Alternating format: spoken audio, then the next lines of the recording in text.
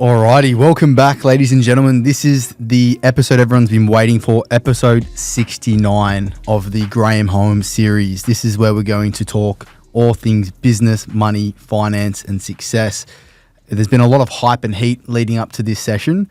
G, the big thing that everyone's talking about is you've shared about how we can fuck the banks with our lending and looking at investing in property. But one common theme and question is, how do we start earning an income to start investing and buying properties and buying the assets? So one main topic of conversation today is how do we go and build an income or a business? We'd love to talk all things about progression there with yourself. And then we've got a lot of viewer questions as well, which we'll rip into. So boys, welcome back. Really excited to rip in. Yeah, I just want to say thanks for, I've seen you published 68 with myself. So we had like 60, 67, 68, I think it was something like that. Yeah. Or 65, 60. And then you've published 70 and 71, but there's no 69. That's so it. I've had hundreds of messages. So Hundreds. Thanks for holding episode 69, boys. We said the numbers a bit prematurely and a bit early. So 69 will be launched in a couple of days, ladies and gentlemen. Hammered. Yeah, absolutely hammered. So, but look, the people want what the people want. So, so thanks, boys. Good to be back. That's It's always a blessing. Been a ride, right? It's been a ride. Like the fourth one now? Yeah. Jeez. It's been fucking wild. Mate, my first question is, I think it's something where I think a lot of people want to know, but they never really ask, is how do you actually build your social following? Like your social following's doubled in recent months, but even before then you were sitting at 40K. Now you're sitting at what, nearly 80K? And so I think, Instagram was like, I don't know, 20,000 mid-late last year. It's like 70 now. Wow. TikTok I barely used. Like I just post stuff and tend to find there's a lot of interesting people on TikTok. Everyone's got an opinion, like a backside. You should just sit on it. But TikTok had like 1,500 people. I just put content on it. And then it's like 18, 19,000 now. But look, that's mostly credit to you guys in the podcast. But I mean, Facebook I was always pretty sizable on. I only really used Facebook. I tend to find a lot of my clients are young families, mum and dads, older mum and dads and families. Excuse me. So, yeah, social's a big thing, man. Like, I don't spend money on advertising or print media or any of that sort of gimmick and branding. Like, I can communicate with everyone in the country or the planet on socials. So if you were to sit down, if someone was to sit down with you and say, I want to grow my social media following, what would be your best piece of advice? Go follow Gary V. For a while, I've done a few tours with Gary. I mean, he swears more than me, so maybe some people won't like that. But follow someone like Gary V. Have a look at some of his strategies. But it's content, but it's consistent content. Mm-hmm. We talked about this in one of the other episodes. Just be your fucking authentic self as well. Like hat, shirt. Like, what's funny, I'll go back a step, boys. Every podcast we've done has just been, look, we can slip it in here. I've been in a T-shirt and a hat. If you're in my office any day, I'm wearing this. I'm in a T-shirt and a hat and a pair of jeans, a pair of R.M. Williams boots or some high tops if I'm feeling funky and not fat. And when I was away the last couple of weeks for some family stuff and then some meetings as well, I went down to Sydney. I went to walk out of the elevator at the Crown. She goes, "You're Graeme Holm." And I went, "Yeah, did we go to school together?" She goes, "I see you on the podcast with the boys. You guys rock, right?" And where I'm going with this is social media, right? And consistency. I wear the same thing every day because when we talk about business, I don't like decision fatigue. I wear a black hat, a black shirt, and a pair of jeans. And I've got in my wardrobe, on one side of my wardrobe, is black hats, black shirts, and jeans, and boots. I don't have to think about what I'm going to wear each day because I've got a lot of decisions to make every day. And then I went down to Wollongong, sadly for family stuff. Sorry to hear. Yeah, thanks, boys. And went down to the local fish and chip shop where I grew up, and literally ordering lunch. And I was actually watching some social stuff on my phone with the headphones in. And my wife elbows me because the guy served us that owns the store. Is that Graeme Holm? Black. And I said, "Oh, sorry." I took the earbuds out, and he's like, "Oh, just the hat, the shirt, the face, the beard." I'm like, "Oh, how you going? Do we go to school together?" Because I think, do we go to school together? Where I grew up. He said, No. Seen you on social media. So there's something to be said for less wank factor and just be your authentic self. Like, I don't need to impress. Somebody commented on one of our things, "Oh, you'd be so much more credible if you didn't use so much language."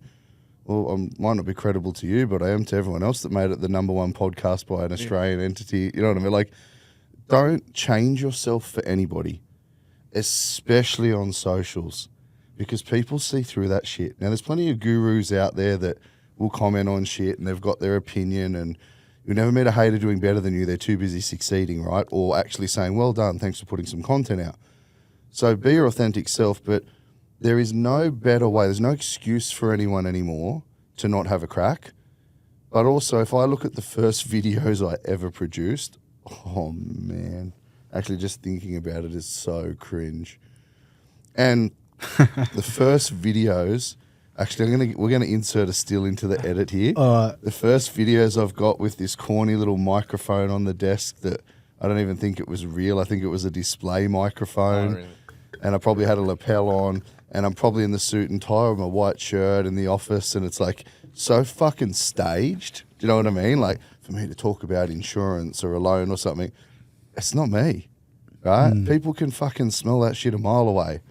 It's like a fucking lion in the wild smelling fear or something. Like, people can tell. They're like, that's fake as fuck. Yeah. So, for all the listeners, if they're the questions you're getting, socials is an astronomical way to express yourself. But, and we've done this very well from all the feedback, I think we can all agree, give value. And don't give value for a sale. So I get thousands of people every Tuesday night on a free webinar. When I have time, I try to do them every week or two on a Tuesday night.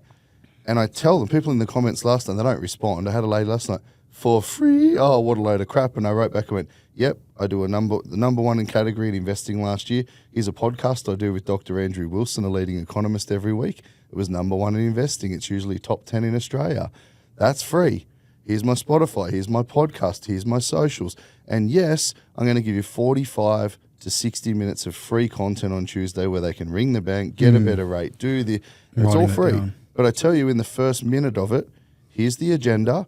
After 45, 55 minutes, I'm going to tell you you can log off with everything for free because I'm an honest, transparent human being. And then I'm going to give you a sales pitch if you want to pay me to do it. And then I'm going to do a free Q&A. Do you know how many people log off when I tell them I'm going to do a sales pitch? How many? I'm going to have 2,000 people on there. You know how many log off? Not many. 100. Wow. You know why? Because I told the truth. Yeah. And now they want to know what the sales pitch is. Yeah. So that comes back to the socials. If you're not transparent and you're only going on socials to make money and stroke your ego and let's be clear, being famous on social media is like winning Monopoly. Like, grow up. It's meaningless, right? Yeah. And once you go into socials, you've got to be prepared for it to consume your life. And for like in Australia, I'm in finance and real estate. You guys are in real, right? In Australia, you own a house, you're a fucking property expert. You got a loan, you're a mortgage expert at the barbecue. It's called the barbecue mafia. Nothing better than toothless Timmy on the tinnies flipping the snags on the weekend with his VB hand grenade telling you that you should have a particular loan or buy in a particular suburb, right? We've all met them. Or the offset account. Or the offset account, yeah. So I think socials is critical. Like, I would go to somebody's social media page before I would go to their website. You know why? The website's curated. Oh. The website is a perception. Perception is reality to most people. That's fake as fuck. That's curated. That's what you want to present yourself. When I'm interviewing staff, my team, straight to their social media. Oh, they like to go on a bender on the Saturday nights, do they? They're calling in sick on Monday. So authentic and give value unconditionally, like market updates for you, you know, like give without expectation. We did his first podcast. There was no expectation except, hey, we like what each other does. You've had some amazing guests on there. I'm like, yeah, the guys are doing something really good. They're getting the best of the best. Happy to do it. I don't usually do as we know, I don't really do podcasts. That's why it's blown up so much, right? I keep pretty under the radar with some of the best results in the industry, and then I still get attacked for it. So it's a little mic drop. Actually, what we're doing at the moment for the people that usually attack this, EY are actually auditing like 20 of my clients who paid their loan off in under 10 years. And I've got some big stuff about to come out media-wise about it once the audit's complete. Wow. To validate it. So the next person that carries on like a pork chop, I'm just going to refer them to those articles. Yeah. Then I'll go from EY to PwC, Deloitte, KPMG, and then go, to every industry guru that's got a problem with it. Because here's the other thing about socials. If you have a look right now, I could pull them up my phone. There's about 50 brokers in Australia right now copying my ads word for word, script for script. One gentleman changed pay your mortgage off in 7 to 10 years to 6 to 9 years, but every other word is exactly the same. Wow. Now, imitation is the finest form of flattery. You do you, boo. I looked at the data of the ad. It's had 538 hits. Mine's had 3.5 million just on one. So different budgets, whatever. But look, if you've got people copying you, you're doing something right. If you've got people hating on you, I mean, you've seen so.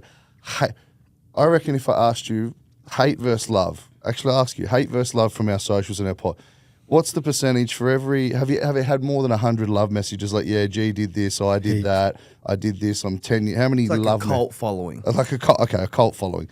How many? What a fuckwit, what a dickhead. This is bullshit message. What's the percentage split? Chalk and cheese. Right, yeah, chalk and cheese, mate. 50-50, 90-10. Oh, it's 90-10. Okay. 90-10. So 90% of people are good, I'd like to believe. 10% are just idiots or upset or jealous or whatever. So for your listeners, if you are not operating a social media presence across pick your platforms or across all, with tech these days, it's so easy. I don't do it, my team would, but you can go and put it across multiple platforms at the click of a button. You can pre-do it, but content becomes a full-time job. It really does. I struggle with it. Like, I don't have time. But content is a full-time job, and you don't necessarily want to be too curated. Just let people know who you are, what you're good at, give them value, whether it's, you could be reviewing makeup for free if you're in the beauty industry. Just give authentic, genuine reviews of how it is on your skin and how long it lasts and what's it made from and is it friendly, environmentally friendly, is it tested? Do you know what I mean? Like, it doesn't matter. So just for the people when you talk about that, be yourself. Yep. Be yourself. Don't over curate it because people will see through that shit, but be prepared to be hated. How do you deal with the hate? I don't. How did you deal with it at the start? Because now you might be used to it because you've been dealing with it for a bit. But you're never used to it. Like, I had brokers on there going, oh, hey, you're an idiot, this, that, the other. One of my junior credit guys could find some. Because I offer a meeting. I'm like, yeah, let's jump on a Zoom. Like, there's people out there copying my ads that haven't been doing what I'm doing for 10 years and don't have a client that paid their loan off in 10 years. Well, as far as I'm concerned, that's illegal. That's false advertising. Show me how you don't say you can. I have customers who have, like, social proof, right? Evidence. And like for me, and so the industry people that have a crack small percentage, they don't have people that genuinely followed their advice and held their hand for 5 or 10 years to pay off a loan. They just sell them a product and they think they're really smart and they wear fancy suits and whatever. So I don't really have to deal with the hate because, you know, I'm respectful. I'll engage with people. Sometimes, yeah, you have a bad day or, you know, passing family member and you spray someone and go, fuck it, I'm a human being too. Fuck you, you're a wanker, whatever. Sometimes you have a bad day. Oh, no need to be aggressive. Well, mate, you fucking started it. If you don't want to don't want a rock thrown at you, don't throw it back. But most of the time, guys, like, you see some of my comments on your reels, I'm like, who hurt you, bro? You know, or do you need some help, bro? Like who hurt you? What's so bad in your life that you've got to go attack somebody? Oh, I don't like what you're saying, or I don't like how it's being. It's a 60-second reel. Fucking grow up. You know, you guys edit your podcast, not me. And you do some good editing to get thought-provoking content for people to listen to the podcast. Now, there is no monetary benefit to a fucking podcast. You guys are doing society in Australia a service. You're getting the best of the best, or the most interesting, or the most kind, or the whatever you're picking, right? And you're getting each side of the argument, and you don't just have one. Like, I'm a broker and you don't get one. You've had other amazing fucking guests on your show. You're not biased, yet people will always find a reason to be upset. So for your people that want to go on and get present in social media to build a business, you have to be able to have a thick skin. If you don't have a thick skin, it's going to be very hard in today's digital world to become successful in business. It's not easy. It's not at all. And something you touched on, which I want to unpack a bit further, was the idea of having some social proof before you start advertising versus advertising. Well, there's content and then there's paid advertising, like, so, I advertise when I do my webinars. People go, why would you spend money on ads for free? Well, one, you get to use Meta, Facebook, Instagram for free because I pay. Do you know what I mean? Like, even the arrogance was like, it's not a free platform. It's one of the world's biggest advertising platforms. So it's like, why is it free? And I'm like, well, it is, but there is an agenda. I tell everything for free. I give unconditionally. Then I tell you, hey, if you want to log off now and don't hear a sales pitch, log off. Most people appreciate that when you tell them in the first 2 minutes. Now, if I didn't tell you that and I sat you there for an hour and didn't give you enough information and then told you to pay, I would be pissed off. That would be unethical. That would be immoral. And then I would have an agenda. But I genuinely want to FTB and fuck up the industry because people don't get this level of financial literacy at home, school, growing up. Now, a bit different if you're double bay, double pay, or Toorak, or, you're in the affluent suburb up the eastern coast of Australia. Sure, you might think you know boats. That's awesome. We might own a boat if you live there, right? But not everyone knows this shit. And what I do is basic, yes, I call it the not-so-secret secret, but it's empowering. And you guys get the thousands of messages, right? It is empowering for the everyday person in our country. Yeah, 100%. So where should people start if they're working PAYG or they're starting out in business? What would you recommend somebody do in terms of coming up with a content strategy, how to market themselves, how to start generating an income so they can start servicing to buy that property, they can buy their investment property? How do people start and succeed? Well, I always say job stands for just over broke, right? And I built a career in banking initially because I didn't treat my job as a job. Fair day's work, hard day's pay, as my grandfather used to say. But I worked Monday to Friday, and then I stopped my sporting career because I also worked every Saturday shift that the bank would offer, and they only did that in shopping centre branches. That's right, banks used to open on Saturdays. Whoa, like I'm showing my age, right? And so I used to travel around. It didn't matter which end of the Illawarra or Wollongong. I would go down to Corrimal. I would make sure I could work a Saturday trade because I wanted the extra income because I wanted to buy my first home at 21. No one's going to own a home in my family. So I think job, it can be just over broke, or you can be somebody who just goes to work and you get there and clock on at 9 a.m. and you clock off at 4:59. That's not really correct. I know since COVID, I know this is going to be topical here. I know since COVID, people have suffered a lot of mental health issues and emotional feelings and distress, and people think that they can work from home in their pajamas. But right now, for those of you, and some people are really struggling, I get upset because I know people that have severe mental health issues. I find it insulting when someone says they need a mental health day just because they're tired, because I get tired too. Right, I work from 8 in the morning until when one of your guys was on my masterclass on the weekend. I think I clocked off at 10 past 1 in the morning, and I started at 8 a.m. And the people paid for me to teach them from 9 to 5. I went from 8 till 10 past 1 in the morning, and I was back at 8:30 the next morning. Fuck. Because I care and I fucking love it. Now, you want to build, in a job even, you want to build to a position to have an income stream, because it's tough to get property. You're going to have to overcome some personal, physical tired days. You're going to have to overcome, if you're silly enough to go out and get on the piss and have a hangover and you're really tired and sleep deprived, bad diet and you feel like shit, exhibit A, right? Like, you're going to have to overcome some personal, physical things. And you're going to have to overcome some mental barriers and belief systems, right? Because you can't just go through life doing the minimum expectation. Like, it'd be like saying, I'm going to go through school and I'm going to get into university, but I'm never going to do homework and I'm going to do zero study. What do you reckon the chances are of getting a good score to go to uni? Zilch. Yeah. Zilch. Yeah? I'm going to play in the NRL and win the grand final this year, but I'm not going to go to training at all. Do you reckon your coach would put you on the squad? No matter how good you are? Enjoy that in the dreams. Hey? Enjoy that in your dreams, mate. You guys heard of the All Blacks? You ever read that? They've got their policies, the no dickheads policy, sweep the sheds. Great book called Legacy by James Curry, if anyone hasn't read it. And some of the best rugby players in the world have never put on an All Blacks jersey because they're shit people. I say shit people, like they don't represent the principles and the passion of the All Blacks to be one of the best sporting teams in the world ever. So, one, they're going to need to go above and beyond. They're not going to have, they shouldn't be clocking on and clocking off. And if they're in a job, let's pick now give me an industry. You want to Electrician. Electrician.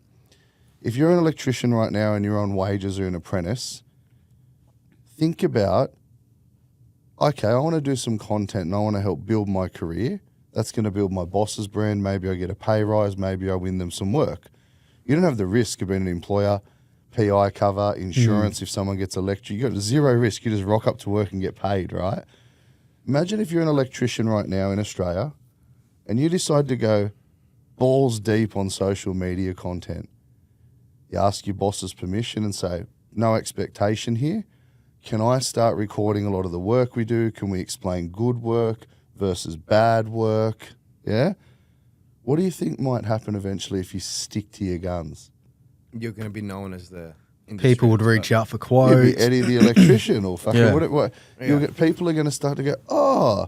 And if anybody who's got an interest in electrical, a need in electrical, or wants, all of a sudden, you could have YouTube videos up that are just examples, but they could be short little reels on TikTok or Facebook or Instagram, and that could lead people to a YouTube channel on how to install a car stereo yourself, how to do this. Now, I don't suggest anyone, please, no one go stuffing around with electricity at home that isn't licensed, right? But very easily as an electrician, you could value add to society giving basic tips and tricks, energy saving, solar, all sorts of stuff, that eventually your boss will start getting quotes or people will reach out to you. Hey, I'm in your area in the hills. How do I get a quote from you?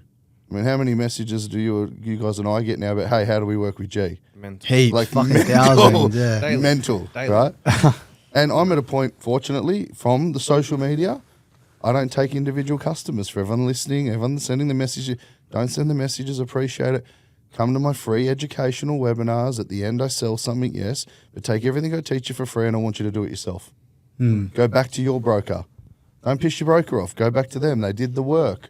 Take the information I teach you, go to them and execute it. If they tell you that I'm a dickhead and it doesn't work, execute it yourself, and I bet you in 90 days you take more off your principal than you did all year with them. Statistic I have. Hey, it costs you nothing to change your structure. Then we'll see who the idiot is. So, electrician, go deep. Get your boss's permission. Think about what content might be valuable. Like energy saving tips would be great right now. Electricity's gone through the roof, yeah? Like, hey, we're leaving, but make it fun. So the one thing I do really well, who's really going to sit and listen to some fat little fuck like me from 8 or 9 a.m. till 10 past 1 in the morning talking about money? Think about it. There's about 800 people, like partners, so it's 350, 400 people on the weekend. That's like 800 people with partners if they're all couples. Sat from 8 a.m., 9 a.m. till 1 a.m. Must be doing something entertaining or it must be really good shit. Yeah. So you've got to understand what people don't know or want to know or are struggling to understand themselves, would be my advice. What happens on the days where you don't want to get out of bed though? Like you fucking like today. So Beetle today, Beetle messaged me and Yeah. he goes, oh, like coming because he was on the way to mine. It was like 4:30 in the morning or whatever it was, and my alarm went off. I'm like, yep, sweet. And then he called me as he's been waiting outside for 5 minutes. He goes, you up? I'm like, fuck, I fell back asleep. What happens on those days where you just Jeez, can't? I feel flattered. You can't fucking get up. Fell asleep trying to come to Big G. But I get it, right? Like, you guys come from Sydney to the Gold Coast today. You had big night, listings, client appointments, phones blowing up. It's all urgent, right? So for me, when do I have those days? How often? People go, oh, probably never. Had it this morning. Yeah. Barely got my voice right now because I went till 1 o'clock the other night. Had it yesterday because it was a Monday. Had it on the weekend when I had some really fucking hideous questions from people that I did 127 live coachings that night. And they were the same thing over and over and over. And it was just your numbers instead of your numbers because people weren't fucking listening. And I lost my shit and yelled at everyone on the weekend. They're like, we're sorry, we get it. Right? Human brain's a weird thing. So like, I didn't want to get out of bed on Sunday after finishing at 1. I got like 4.5 hours sleep and I had to get up and be back here. That's every day. So Now, what happens in your head? Well, it goes, fuck, get up. yeah. So you have to have a really fucking really deep-seated why. And when I talk about why, I go to people, oh, why are you here? They go, oh, financial freedom. And then all I think when I hear that is fucking Braveheart and the arrow in the arse. You know that scene? You guys too young, but I've seen Braveheart. freedom. Psh, you know, like Australians are really bad at motherhood statements. Anyone that lives in Australia, it's like, oh, I drive a Hilux because they're unbreakable. No, it's a fucking TV ad. What's that? Frank Walker from National Tiles. Like, we all only get our tiles from there, or we all only drive, you know, like, we hear these jingles and shit like Dolomites to death. So CBA, school banking, yeah? Start with Dolomites, so you bank with them till death. Very hard to get you to go somewhere else. So for me, I know that my why is super, super, super rooted for my wife and I, that if we want to raise a family soon, maybe touch wood in the near future, that I would love to be super present through all of that, i.e., not be grinding 2 jobs, a full-time job, a part-time job, not be struggling to get out of bed. So, and also my purpose, like I'm very purpose-driven, that I believe my industry's wrong. It's glorified salespeople. I'm sorry to people that get the shits with that, but you're just selling a product with offset, without offset. You think that you're really smart because that's what you've sold, but yet I go and get the client statements and I actually do my job and look at their offset account they already had for the last year and see they spent everything that should have been in it. They're not offsetting shit. So you're now selling them something that is not in their best interests, but you're getting paid, and they believe that they have this amazing benefit that they will not actually benefit from.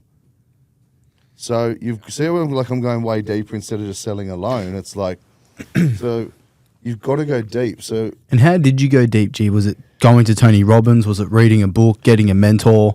For me personally, it was all of the above. I very happily, openly say I used to be a shit bloke. And I'm happy to say that. You know, When I you was say shit bloke, what do you mean shit bloke? $6 million house on the water, Ferraris, fucking Audi, like, you know, fancy cars, fancy clothes, you know, wanky wines at dinner. Like, when I say shit bloke, I define that as coming from nothing as a housing commission kid. I wanted everything. Why? I worked 7 days, so I didn't get everything from doing the wrong thing. I just worked 7 days. I didn't go to birthdays. I didn't go to weddings. I sacrificed. But then I also was very open in that, hey, I'm doing really well. Look at me, if that makes sense. It's all ego, guys. That's why I preferred living in Queensland and the Gold Coast. The sun comes up early. I'm out exercising, not lately, but most of the time, most of the people here are, and they're in bed early. Sydney, I'll work till 10, 11 o'clock at night. Then you have the late night dinners in the city. The drinks come out. Everyone's in their flash suits compared to up. Like, there's different strokes for different folks, right? And different times of their career. There's a really key point in here. Who you are as a human being and where you are as a human being is directly correlated, right? So who you attract right now and what you're going through, good or bad, it's all you. So the people that I attracted when I was that version of myself are a direct reflection of me, not them. Now, a lot of the people that were in my life then, almost all, are not in my life today. That's powerful. Does that make sense? Yeah, big time. And everything that went wrong in my life, I now, not then, I now acknowledge that was me. So I testified in an ASIC case and got attacked online with fake bullshit. That's a reflection of someone I chose to work with who did the wrong thing, and I attracted someone who had done the wrong thing. That's a reflection on myself. So yes, I've done some Tony Robbins. First few times I went, I'm like, fucking Tony Robbins, what's this fucking guy going to teach the G unit? You know, like, I was a fuck knuckle pump. I was an absolute nugget. And one time I went and I was like, fucking, I'm built for feed, not for speed. And next minute I'm fucking ass to the grass, hands in the air like I just don't care. And I'm having a good time and I'm shaking my shit and it was not pretty, but I'm having a great old time. And then next thing you know, it's pitch black in Sydney and shoes are off and we're being taught to walk on fire. And yes. I looked at my wife and went, yes. Make a move. I looked at my wife and went, this is some cult-like shit. Yes. And off I went outside and I'll actually never, ever, ever forget, right? It's a good one too because it's a real example. I walked on fire. Yeah. And as I turned around, there's like 8,000 people there, right? You're not expecting to know someone straight away. And by all out of the stadium, there's fucking 10 rows of fire out there to walk on. And I walked on fire, then I turned around and looked, and here is this tiny, beautiful little woman, Mary Sideratos. And Mary paid her loan off in 1.5 years. Oh. And she's a client of mine. I got tickets for her to go to this event. And Mary happens to be there, and I went, Mary, look at me. And she just fucking looked up. She was freaking out. And she fucking powered across that fire and gave the biggest hug ever with Beck, my wife. It's just fucking meant to. I've got it on my Instagram, one of my highlights from Tony Robbins years ago. So everything that you have going on right now, that I have going on right now, is a direct reflection of us, nobody else. There is no fucking sad story that I was a victim of domestic violence when I grew up and I was a housing commission kid. Cry me a fucking river, right? You can have 2 kids that are identical twins. One is an alcoholic and a drug addict, and one will never drink and touch drugs. One will tell you because dad was an alcoholic and a drug addict, and the other one will tell you they don't touch it because of the same reason. It's all us, guys. Boys and girls listening, it's all us. So everything that's going on is a reflection of who we are, who you attract, who you associate with. So we've received a lot of DMs, and to be honest with you, G, there's a lot of DMs from a lot of people that are struggling big time. Financially, yep. Emotionally, relationship wise. It's actually crazy the level of detail some people have actually given into their lives. The stories I get of people struggling, happy, man. Sad, it's pretty raw, to be honest. It is. It's fucking raw, man. And my question for you is, what would be your advice to those people in that stage of their life where they don't really see a way out? Like, their repayments are fucking high. They're going through breakups, divorces, and all that sort of shit. What do you say to those people at those hard points? Yeah, and look, and I've been there. I've been married and divorced and all sorts of stuff, lots of debt, nearly bankrupt. I've been there myself, like, genuinely. And we'll come back to the why thing later, right? Like those days you can't get out of bed, because this correlates to that. But the dark moments, those moments and I've been there, man. I've been there, absolutely nearly lost it all. Your why has to be bigger than why not. Yeah? Yeah. Because what those people are... Now, their why is still there. They still get out of bed every day. They're breathing. They're above ground. It's a good day. You open your eyes, you can see, hear, you're dry, you're warm. You got running water out of a tap. You're in the top couple of % in the world, really. So, why not? But and obviously they're still going. They're reaching out, and a lot of what we do, and I'm not blaming people here, but I now acknowledge when I got into debt or when I was in bad relationship, all of these things were partly or wholly. Some people are not going to want to hear this, but if they want help, it's up to them. Were wholly or partly attributed to me. Now, the very first day that I acknowledged many, many years ago, right, and I'm talking maybe, 2024, maybe 2017, 18 maybe, really, when I acknowledged, 2017 maybe, when I acknowledged it was all me and I had to own my shit, that's when I started to be able to work on me. Because we're all broken, right? But there are people out there that, truly have done nothing wrong. They're good human beings. They get up, they go to work, they're a good partner, they're a good parent, good friend, and their partner's done something wrong, and now they can't pay the mortgage, and they've got debts and credit card liabilities, or their partner's become a gambler. To those people, there's the why and why not. And you have to know clearly where you're going, right? Like, I very clearly know where I'm going. What if you don't know where you're going? You need some help to find it. How? Look, different. I say on my course is money mentor, not money magician. Also not marriage mentor. I've gone through some crazy shit for people from my life experience, right? I could do a Netflix documentary on it. It's a saga. It's great. It's bad. I'm not equipped with those skills to help people, but sometimes I have, just out of trying to be a good human being or feeling their pain, etc. I think it's really, really important that they seek help. So whether it be a relationship that needs some couples therapy or counselling, whether it be financially, they need some financial counselling or guidance, not from friends or family, But I think it's important they seek help. And there's plenty of help out there these days. There's plenty of free phone numbers you can call, you know, kids helpline. You've got 1-800-RESPECT. There's a gazillion of things, Lifeline. Like, there's so many things that you can at least call and reach out to someone just to help work through it. Because the old saying, you're in your head, you're dead. It's like buying a new home. You overanalyze it, right? Good one, bad one, all sorts of disasters and stuff. So if you're in your head, you're dead. It's really, really important that they get help, they reach out to somebody and they work through it. Do you still get in your head these days?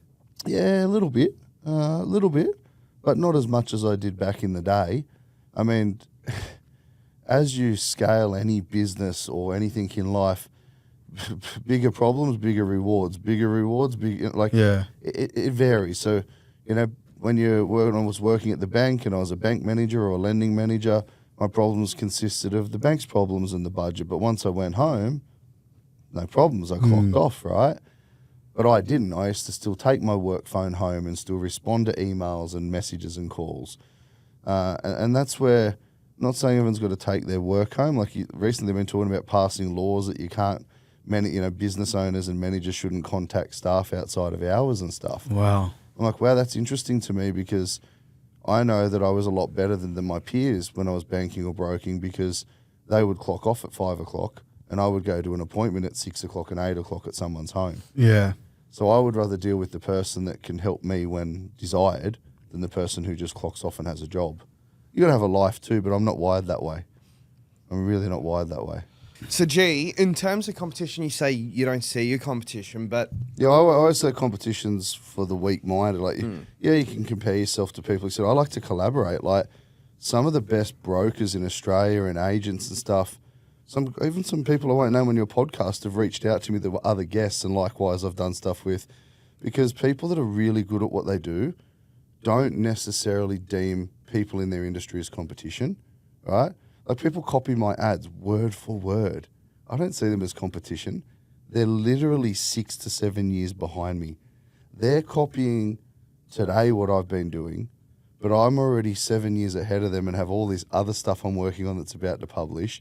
They're using my old shit thinking it's going to be a game changer. And I'm like giggling away in the corner and I'm like, oh, how cute. So I'm more collaborative, right? It's good to compete as far as, like, this whole fucking kids get a participation ribbon and all this sort of, like, if you're not first, you're last. Let's be very clear, right? So what about for, like, Kevin's scenario? He works in a patch, Kellyville. There's only X amount of properties that sell a year and he's competing against other agents. He's now number one for that suburb, but when he was starting out, what's your perspective on people where it's like competing to get number one? I measure, yeah. So, like, literally the trophy over there, last week I got the number one mortgage broker in Australia from Rate My Agent, which for real estate agents a big deal, right? Like, you are the best in your area, or you're not, based on independent, genuine, verified RP data reviews. They do that for brokers. I'm 3 from 3, baby, right? 3 years in a row, and guess what? Now I'm retired. I don't write loans anymore after this year. I've done the triple. I'm done. So it's good to measure, yeah. And like, I was competitive previously, top 100 broker. I was 13th, I was 16th, I was 3rd, I was But let's be clear, like, a top 100 broker in Australia is based on volume. And most businesses can just put through the deals as the one person, which is what most of the top 100 are. And we have huge teams underneath us that do the admin. So perceptions, reality, competition, it's important, but it depends on how you're wired. I am quite competitive by nature, if that makes sense. Like, I like to win. I like to be the best at what I do.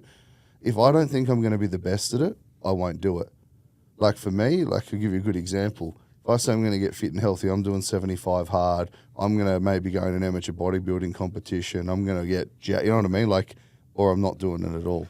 Like, I personally have to be the best, but I do think that people can take competition too far and ego becomes more important to us than competition, as opposed to collaborating. And you guys have seen that with messages of people in the industry. Everyone thinks they know better. That's purely ego. Like, we can all take a distaste to what each other does or how we do it or how we say it. But at the end of the day, my market segment and what my purpose and passion is completely different to some of the people I upset. So is there any competition between us at all? Probably. Is it? Zero. So what is the purpose of us competing with each other? Because if they think they're competing with me, I find that moderately entertaining because I'm over here doing basic stuff for the everyday family.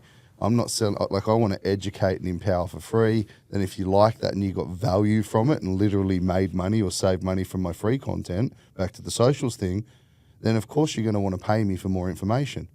And if I can do that risk-free with a money-back guarantee, who am I competing with? No one. Myself. What about if you're you've just, there's a few questions that have come through, just started our business, whatever it may be, and they're trying to get ahead of their competition. Do you believe you have to put in the extra hours or outwork the competition to gain that market share? You got to outsmart them. You got to outsmart them and outwork them. Okay. Like, do you do open homes only on Saturdays? On Sundays as well. Who else does open homes on Sundays? Nobody else. Exactly. And you know how I know that? Why I ask that? I've seen it on your socials. Yeah. And I've seen hundreds of pairs of shoes at the door or 40 pairs of shoes at the door. Like, hey, and baby, we're doing opens on a Sunday when the other agents are not. Now, to me, it makes sense. A lot of people go shopping on a Saturday. They might only be able to get to a certain amount of open homes. If you have other homes or homes, again, open on a Sunday, you give the opportunity for that prospective purchaser to view their new home. And that's doing right by your vendor as well, right? You have a niche. Same as if you're a property manager. I don't understand property managers work Monday to Friday. If I'm a tenant and I rent and I'm a whoever, typically tenants will probably work Monday to Friday, won't they? In any job, whatever it may be. It makes fucking zero sense to me that property managers only do inspections Monday to Friday. Yeah. Think about it. If you're a property manager and you're listening to this and you did open homes or inspections on Saturdays and Sundays, fucking hell, you would change the game. Change the game. Or outside of business hours. So there is credit or merit to working or outworking a period. Now, how long do you think you have to outwork or put in those extra hours before you can have some level of, balance or freedom of some sort? Did you just swear at me? Balance. Fuck, wrong person to interview, bro. Look, I think that once you start to outwork, outperform, succeed, win, whatever you want to call it, you'll become addicted. Yeah. I don't know any good real estate agent, finance broker, teacher, professor, anyone that's outworked and outachieved. I don't know anyone that went, all right, I'm number one. I'm going to stop now and be number 9. Yeah. They're not one. They didn't get to number 1. Yeah. It's like when people say, get a lot of clients to this, I just want to be able to retire young, rich, and free. I'm like, what is this, a fucking rap song? You know what I mean? Like, or via financial independence, retire early. Fucking grow up, right? Like, I don't know anybody that's successful that outworked, outsmarted, out-delivered, out-content, you know what I mean? Like, out-energied, got out of bed on the shit days when there was no reason to because they could have stayed in bed. I don't know anyone who's done that for a lengthened period of time and then just stopped. Yeah. Unless they're broken, burnt out, something drastic happened.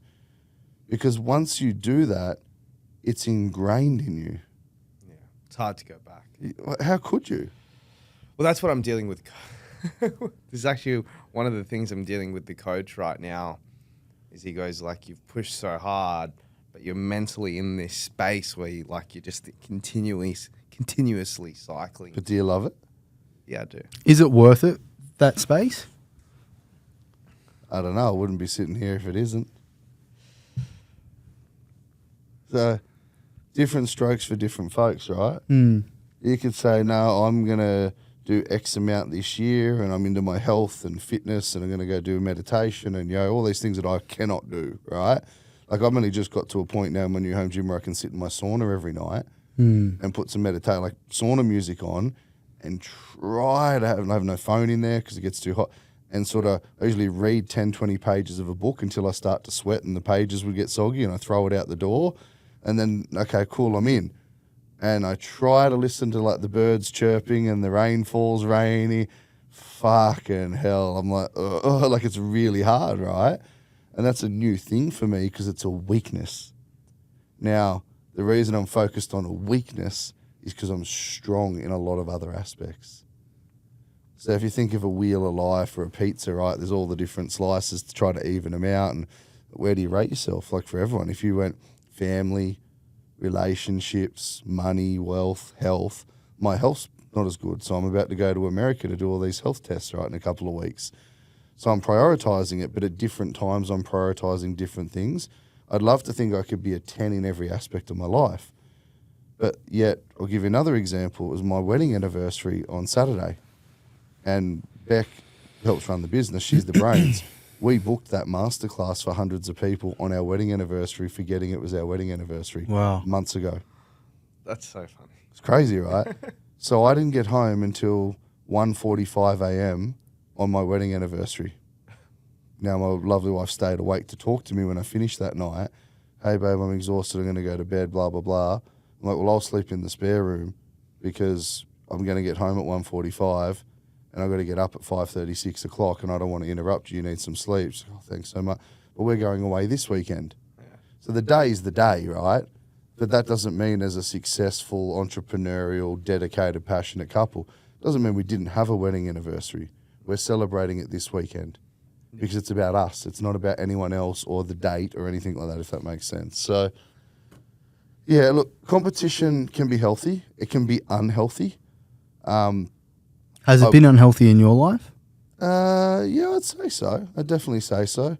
And I think of some of the feedback I get from other people now, I think it's unhealthy for them because when you get to the top of any tree, everybody likes to compare themselves to you and hunt you down. Whereas I'm like, cool, like 3 from 3, broker of the year, had it from the Finance Brokers Association of Australia, had it from the Australian Broking. Like, we go, I rate my agents for real estate agents, not for brokers. Well, cool, but go get me 1,900, 1,000 genuine reviews over a couple of years, linked to a transaction on RP data that the customer tells the story, and then bitch to me. It doesn't matter where it is, it's there, right? Whether it's your Google reviews, whatever it is. So I actually see it differently now because I'm at a different end of the spectrum. I used to actually, as a young finance guy, look and respect and look up to and go, wow, I want to get to where those guys and girls are. There's some phenomenal people in my industry. And I would hunt that down, and I aspired to be there, and I got there. But then I never picked on those people. I never attacked them. I never picked on them. I aspired to be like.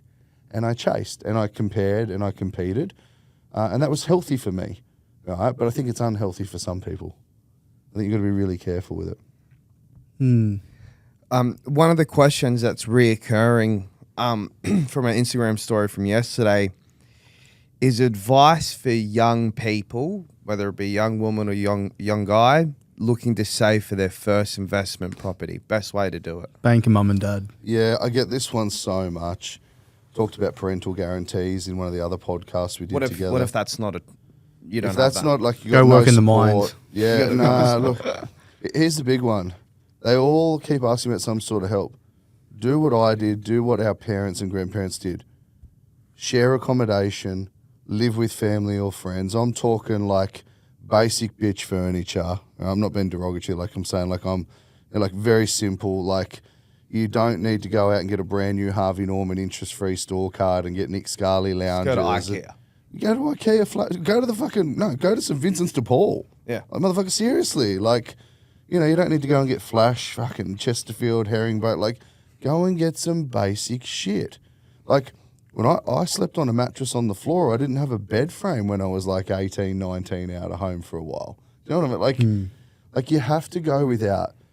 The problem we have in society right now is everybody believes they deserve. You look at the political spin, we say the Greens and that, it's always about votes. We're in a political year, right? Everything you hear about policy this year is just to win votes. It's not to actually change and make any effect. It's to win votes in the media. That's all it is.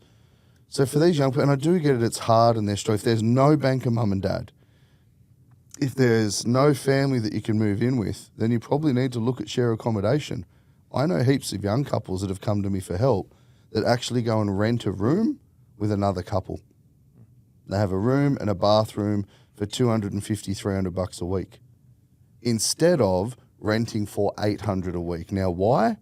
They can bank $500 a week. Also, they don't need a Patek Philippe, a Rolex. They don't need a new tag or a Mont Blanc, like a brand.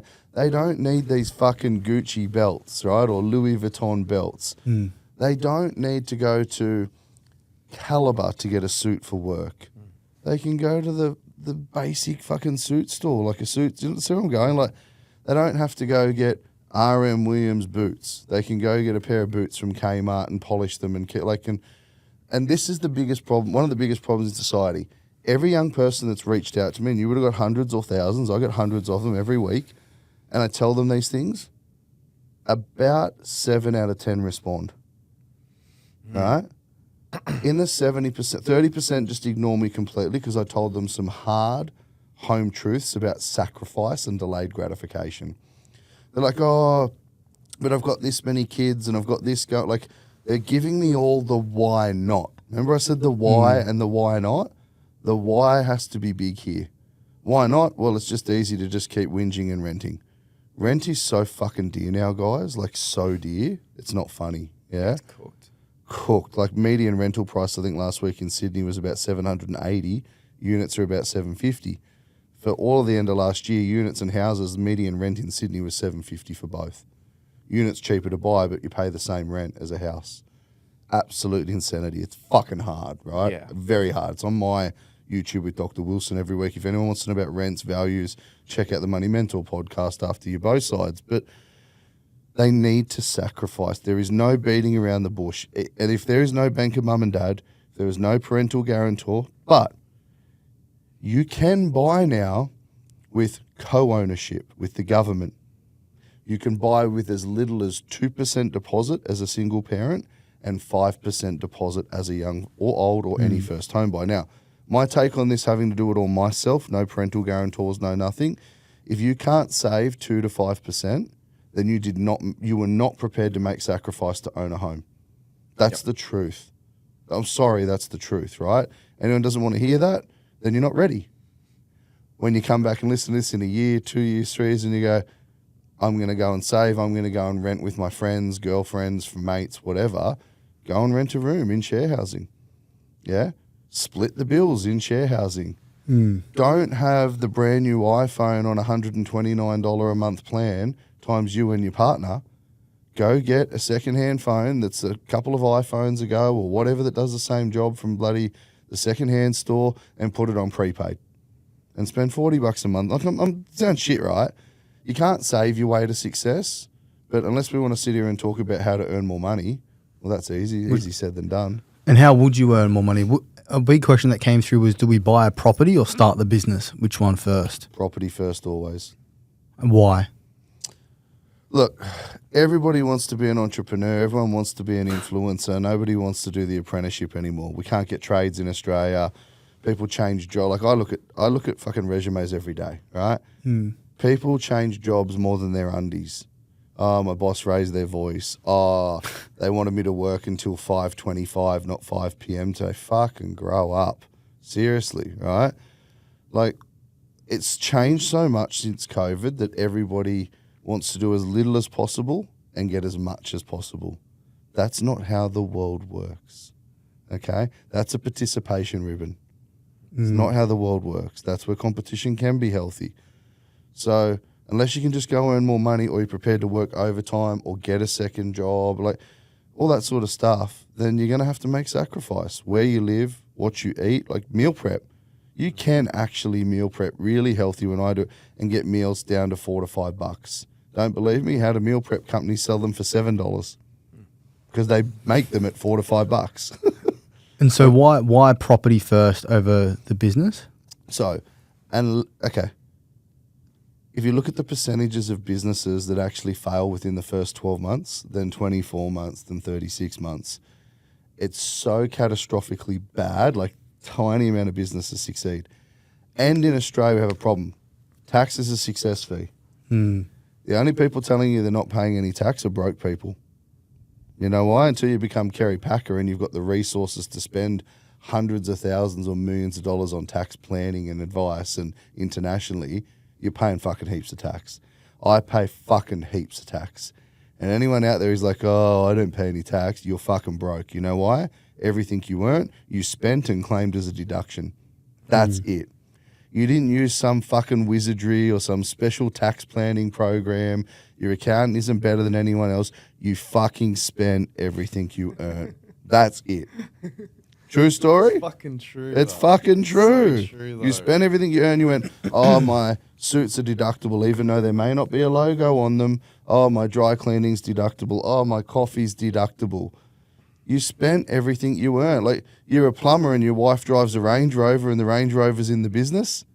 Don't know what plumbing your wife does in the Range Rover for the plumbing company, but you're claiming it, right?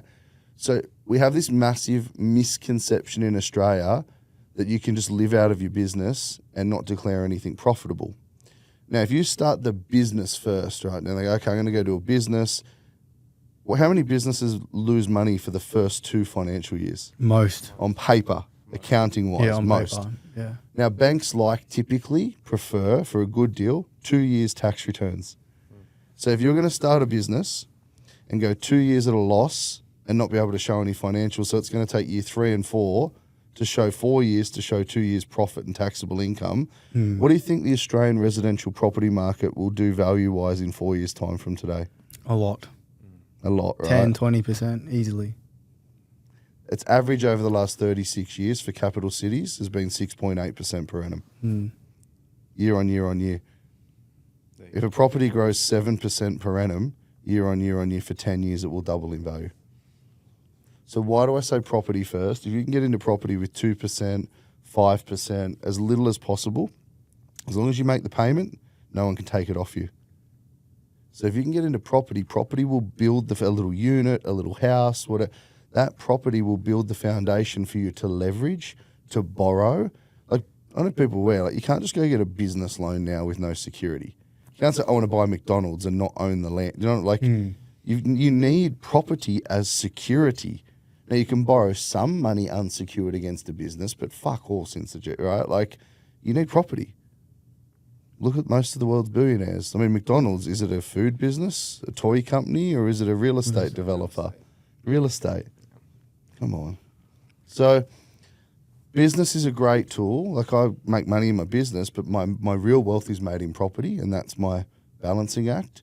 Now, there are people out there that start a business and say it's the most amazing tool in the world and blah, blah, blah. It is, if managed correctly and successful. But I don't know many businesses that make money in the first 2 years, and if that, don't fail.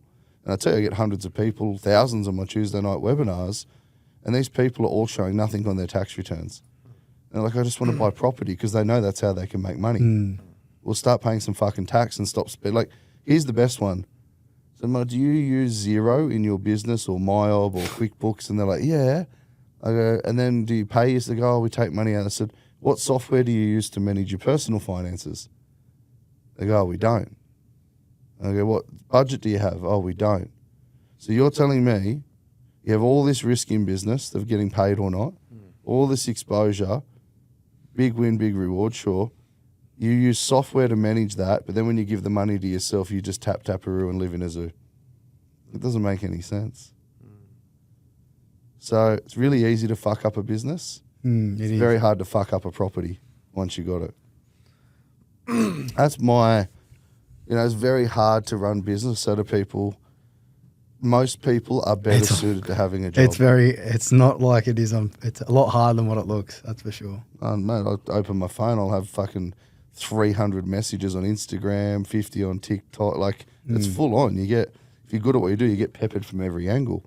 And you also can be bad at what you do and get peppered from every angle. So I think for people, for me, I would say steady job, property. Once you're into property, maybe explore the business, but understand the bank's not going to let you refinance until you show profits and tax. I mean, there's low doc or lie doc lending, and you can get your accountants to sign off on certain things with certain, but they're really expensive. And you got to know what you're doing. Like, not many people know low doc, light doc.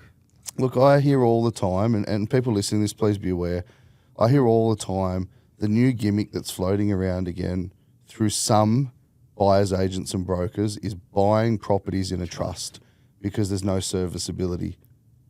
Motherfucker, if you can't afford it in your personal name, why should you buy it in a different structure? Think about it. You come to me and say, hey, Graeme, can I buy this house? And I go, you can't afford it. But you can buy it in a trust structure. The bank won't look at your income. Makes no sense. Is that not the definition of fucking dumb? And then whose fault's it going to be if they lose the property because they can't afford it? Theirs. Well, they're going to blame the broker and the agent, bank. but they knew they couldn't afford it. So just guys out there, please be careful. Like, if you can't afford it, changing the structure to get it approved doesn't mean you can afford it. Just means you can get a loan for it. Just means you can get a loan for it. Doesn't mean you can afford it. So, yeah, be careful. Be careful. So another question that keeps that was reoccurring, G, is what happens if you had to start clean slate, no properties, question. new business? I did 2012. What did you do differently? Everything. So 2012, married, divorced, met my wife now. I had about 248 grand worth of debt. Like I'm like fucking disaster in the separation. Credit cards, personal loans, like, you know, it was a fucking disaster.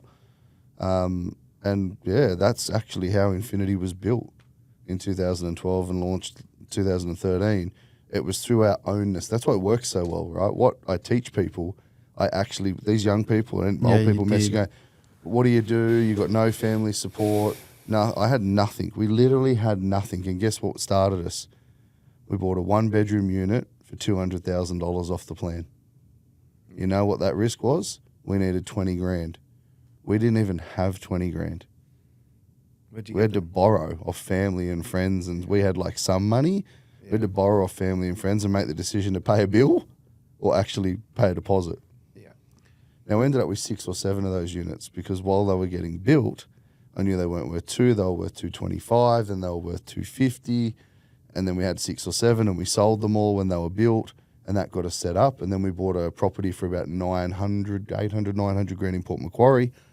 And it was a waterfront property, and it was strategic because waterfront works. It was a little 3-bedroom duplex on the water in Port Macquarie. And we only had it for a year or 2. Then we bought in Bella Vista Waters in Sydney. Where we became a big shot. Yeah. So we literally like, and in 2016, yeah, we bought a $6.15 million home in Burraneer Bay in Cronulla on deep water. That was all wank and that was all ego, and I realised a year or 2 later that I was a fucking moron, and we sold it. So, different strokes for different folks, but I think it's important that people keep things simple. For me, property's always worked, right? Bricks and mortar, it's insured, you can live in it, you can rent it if you don't want to live in it. It just makes sense. Like, properties, you know, it's on my podcast with Doc, people can listen to, you guys have seen it. Properties never crashed in Australia. The last 40 years we've had reliable data. The capital city median change, the biggest correction's been 5.5%. I share that slide all the time. And after, we've never had 2 consecutive years as well, like of crash. It's like correction. I get excited because everyone freaks. I buy a lot. And then it jumps 8%, 10%. You know, we dropped 5.5 and the next year it grew like 8 or 9 in Sydney, say. So, yeah, I think... I know it's hard for people, like rent's hard. Everything, okay, put it this way, everything's hard. Do I want to get fit and healthy? Yeah, I'm going to do these health tests in America, cancer screening, do all this stuff. Everything's hard. Guys, everyone listening, that's messaging the boy, choose your hard. It's hard to rent, it's hard to own. It's hard in business, it's hard to have a job. No matter what you do or don't do, it's fucking hard. Hard for Kev to get out of bed this morning, but he's here. Choose your hard, yeah? Like, everything's hard. The old saying, I do like the saying, if it was easy, everyone would be doing it. Like, I do actually enjoy that, right? It's fucking hard. Fucking hard. But choose your hard. Your It is hard. might be 30% of Kev's hard because you're happy at that. Does that make sense? Do you want to be the number 1 buyer's agent in Australia next year at the awards? No, it doesn't interest me. Okay. It's wank factor anyway, right? Whereas Kev goes, well, it's not for the award, but I want to be the number 1 go-to agent in Kellyville. Yeah? Definitely. He's there. Right? But then what, this is a really cool thing. Actually, you had Toby on your show. Toby says, and then what? Always. And then what? It depends, and then what? So why are you doing it? Well, it depends. Are you building a business to sell, or are you building a business to keep? Am I building a business to sell, or am I building it to keep and hand down to children if I have children? Okay, I'm building a business to keep. And then what? So so everything you do depends on what you're trying to achieve, and how hard it is based on what you're trying to achieve. And once you get there and you're number one, and then what? Now what? What now? What now? Well, it funds the developments, funds investments. See, now he's got a really good serviceability because let's say he does 3 million income. That's pretty good servicing, right? Versus other people that don't have that servicing. Well, the way that I see it is, okay, I'm going to work my ass off for the next couple of years, live a few years like most people won't, but then I can live the rest of my life like most people can't, right? Bingo. And that's what I'm doing. So, And it will change along the way. yeah. It does. Most people that actually acknowledge that and say, I'm going to spend a couple of years of my life like no one else is prepared to. If they're like, you don't have kids, you don't have commitments, you can just be a workaholic. And you can commit and give back to the charity and the orphanages. And that's another thing too. There's a lot of people out there killing it. They're giving zero back, guys. Just to be very clear, you don't give back to promote it. You didn't go build a website saying, hey, I'm this amazing charitable organisation. Yeah. No one would know unless we were connected to you. You're not doing it for brand. You're not doing it for tax. You're doing it in a different fucking country, right? Yeah. So it's really, really important. When someone says, I'm going to spend a few years of my life, like most people are never prepared to spend the rest of my life like no one could ever imagine. Like, I don't know if you've seen, on one of the videos and the reels we did about budgeting, someone commented on a watch I was wearing. And the watch I'm wearing actually comes in a little set, and it was a gift, and it's $4,000, right? Now, what's funny, the person said probably don't talk about budgeting wearing a $4,000 watch. Fuck you. Only The 4,000. fact that you know the watch is worth $4,000 yet made that comment says more about your ego than mine. I got that as a gift, and I'm successful. Why am I not allowed to celebrate my success, and it's okay for you to pick on successful people? Because you're a failure, or because you deem that you're more successful than me and took the time to pause a video 36 times until you could see what the watch was? Grow the fuck up. You could have been wearing a 400k watch if you wanted. I could literally, I could wear a $400,000 watch, but that's ego. But am I? No. So is it not okay for somebody who's successful to own something nice or to wear it? And by the way, motherfucker, I got there by budgeting, because in 2012 I had $248,000 of debt. So now what's your fucking problem? So you got to remember, guys, no matter what we do, choose your hard. It's hard to help people. It's hard to get attacked by people. It's hard to do nothing. Do you see where I'm going? No matter what we do in life, it's fucking hard. Choose your hard. Tall poppy syndrome. Yeah. Massively here. But, so I'm off to America in a few weeks. Also, Kev's going to experience something, right, where he goes, right, I want to make X amount of $1 million a year. It's going to fund this. It's going to fund that. I'm going to do this. I'm going to be number one. Don't think that he's going to stop, because I was wired just like him. That's probably why we get along a little bit, right? So when I was 29, 30, now 41, I was wired that way and I had nothing. Does it look like I've slowed down? No. You're speeding up. I'm speeding up. So, you go, I'll spend a few years of my life like no one's prepared to. A few years, fuck, I'm 41. That was 12 years ago, boys. It's a bit more than a Interesting. few. That makes like. Do you feel your you're stuck heart. in destination addiction? Hey? Do you feel like you can get stuck in the destination addiction? I think it's an addiction for people, whether it's healthy or unhealthy. But do you know what? You can get stuck in being broke and sad and miserable. Very and true. Like, Choose your hard. I know. Choose your hard, right? Very true. Choose your own adventure. That's right. Yeah. like I've been in hard. I remember, growing up in terrible circumstances. I also remember like going out with friends as a young bloke and going, "Oh, how cool is this?" When I had no money and, nobody was there to buy me a drink. So I walked to the train station. There was no train, so I slept on the train bench at 18 years old. And pissing down rain. Like, you grow up, you mature, shit happens. But choose your hard. Like, it's hard to be broke. It's hard to be wealthy. It's hard to try to remain wealthy. It's hard to try to break free. Like, it's choose your hard. Bigger money, bigger problems, guys.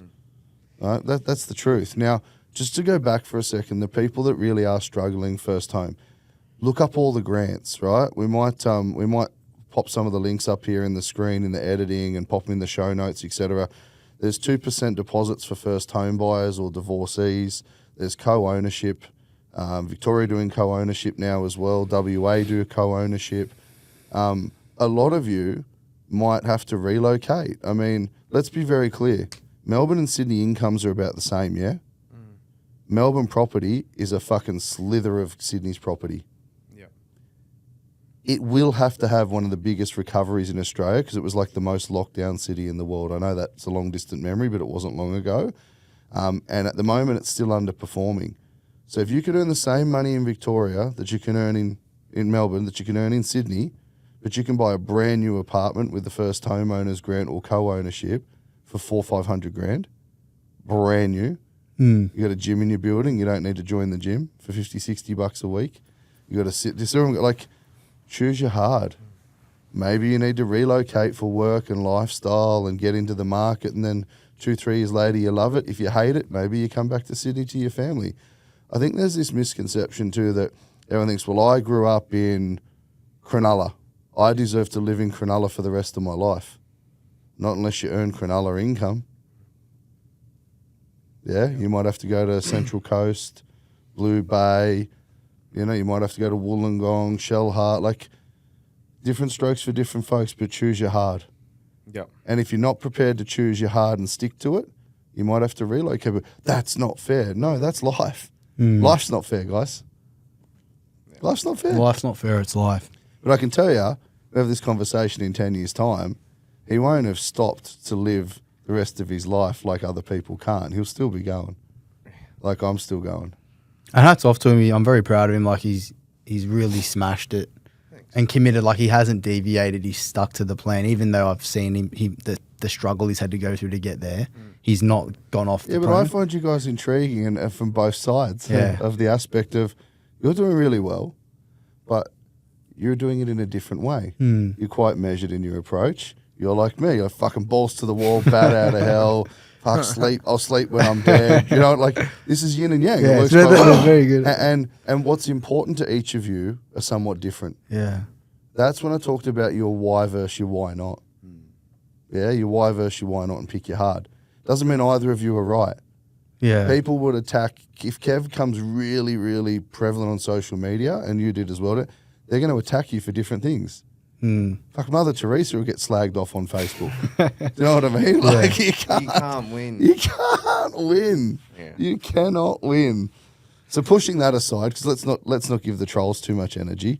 What else do we get? What are the current themes from So people? I want to know how to make $1 million. $1 million. I want to know tell me the juice, like the actual, how do I make $1 million? The easiest way I make $1 million, which I show on my events and my free courses, is I buy and sell property.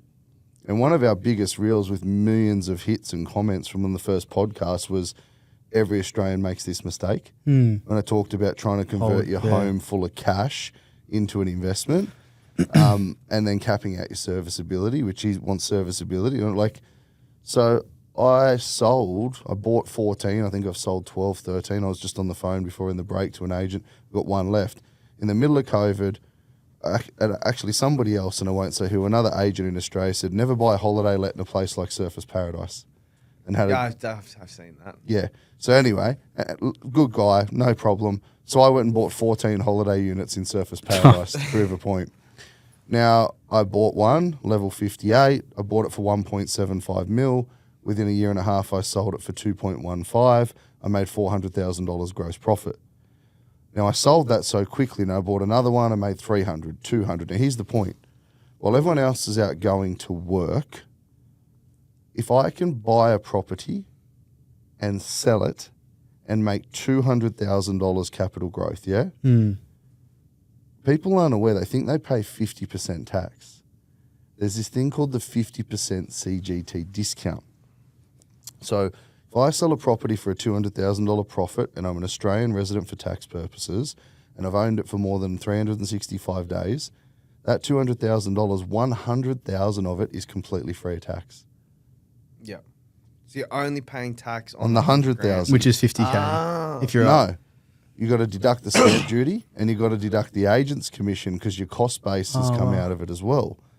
So I might earn 200,000, 100 goes straight into the bank. Yeah. The other 100, well, out of the 200, sorry, I've got to deduct my stamp duty, let's call it 25, my agents call it 25. My capital gain isn't 200 now, it's 150. And then out of the 150, 75 is cash and 75 is taxed. Gotcha. But I'll get 200 gain to bank, but the tax is worked out on the cost base, the asset, the expenses, etc. So let's just use this simple number. But does that make sense? Like, let's just say I make 200 grand. Yeah. If I buy 5 properties and sell them the next year, so let's say I'm buying 10 and selling 5 every year as a job. Come through me. No, I'm just kidding. So, so I buy 5. I buy in 10, selling 5. If I sell 5 properties and make just 200, I have a saying: I'm greedy because I'm not greedy. People buy and hold and think that's a fucking strategy. Cool. So if I buy and sell these properties and I make $1 million, right? 200 grand times 5 properties. I made $1 million while I slept. Did I go to work? To service the debt? Yeah, but did I have to work on the you didn't have to properties? work on Separate. That's them, a separate. It's a third wheel. It's another podcast I've done with my wife, right? It's a third wheel in our relationship we're both aware of. Yeah. Yeah, it's like the extra person in the. It gets up and goes to work every day times 5, or times 55. You know, it's better than 1, 21.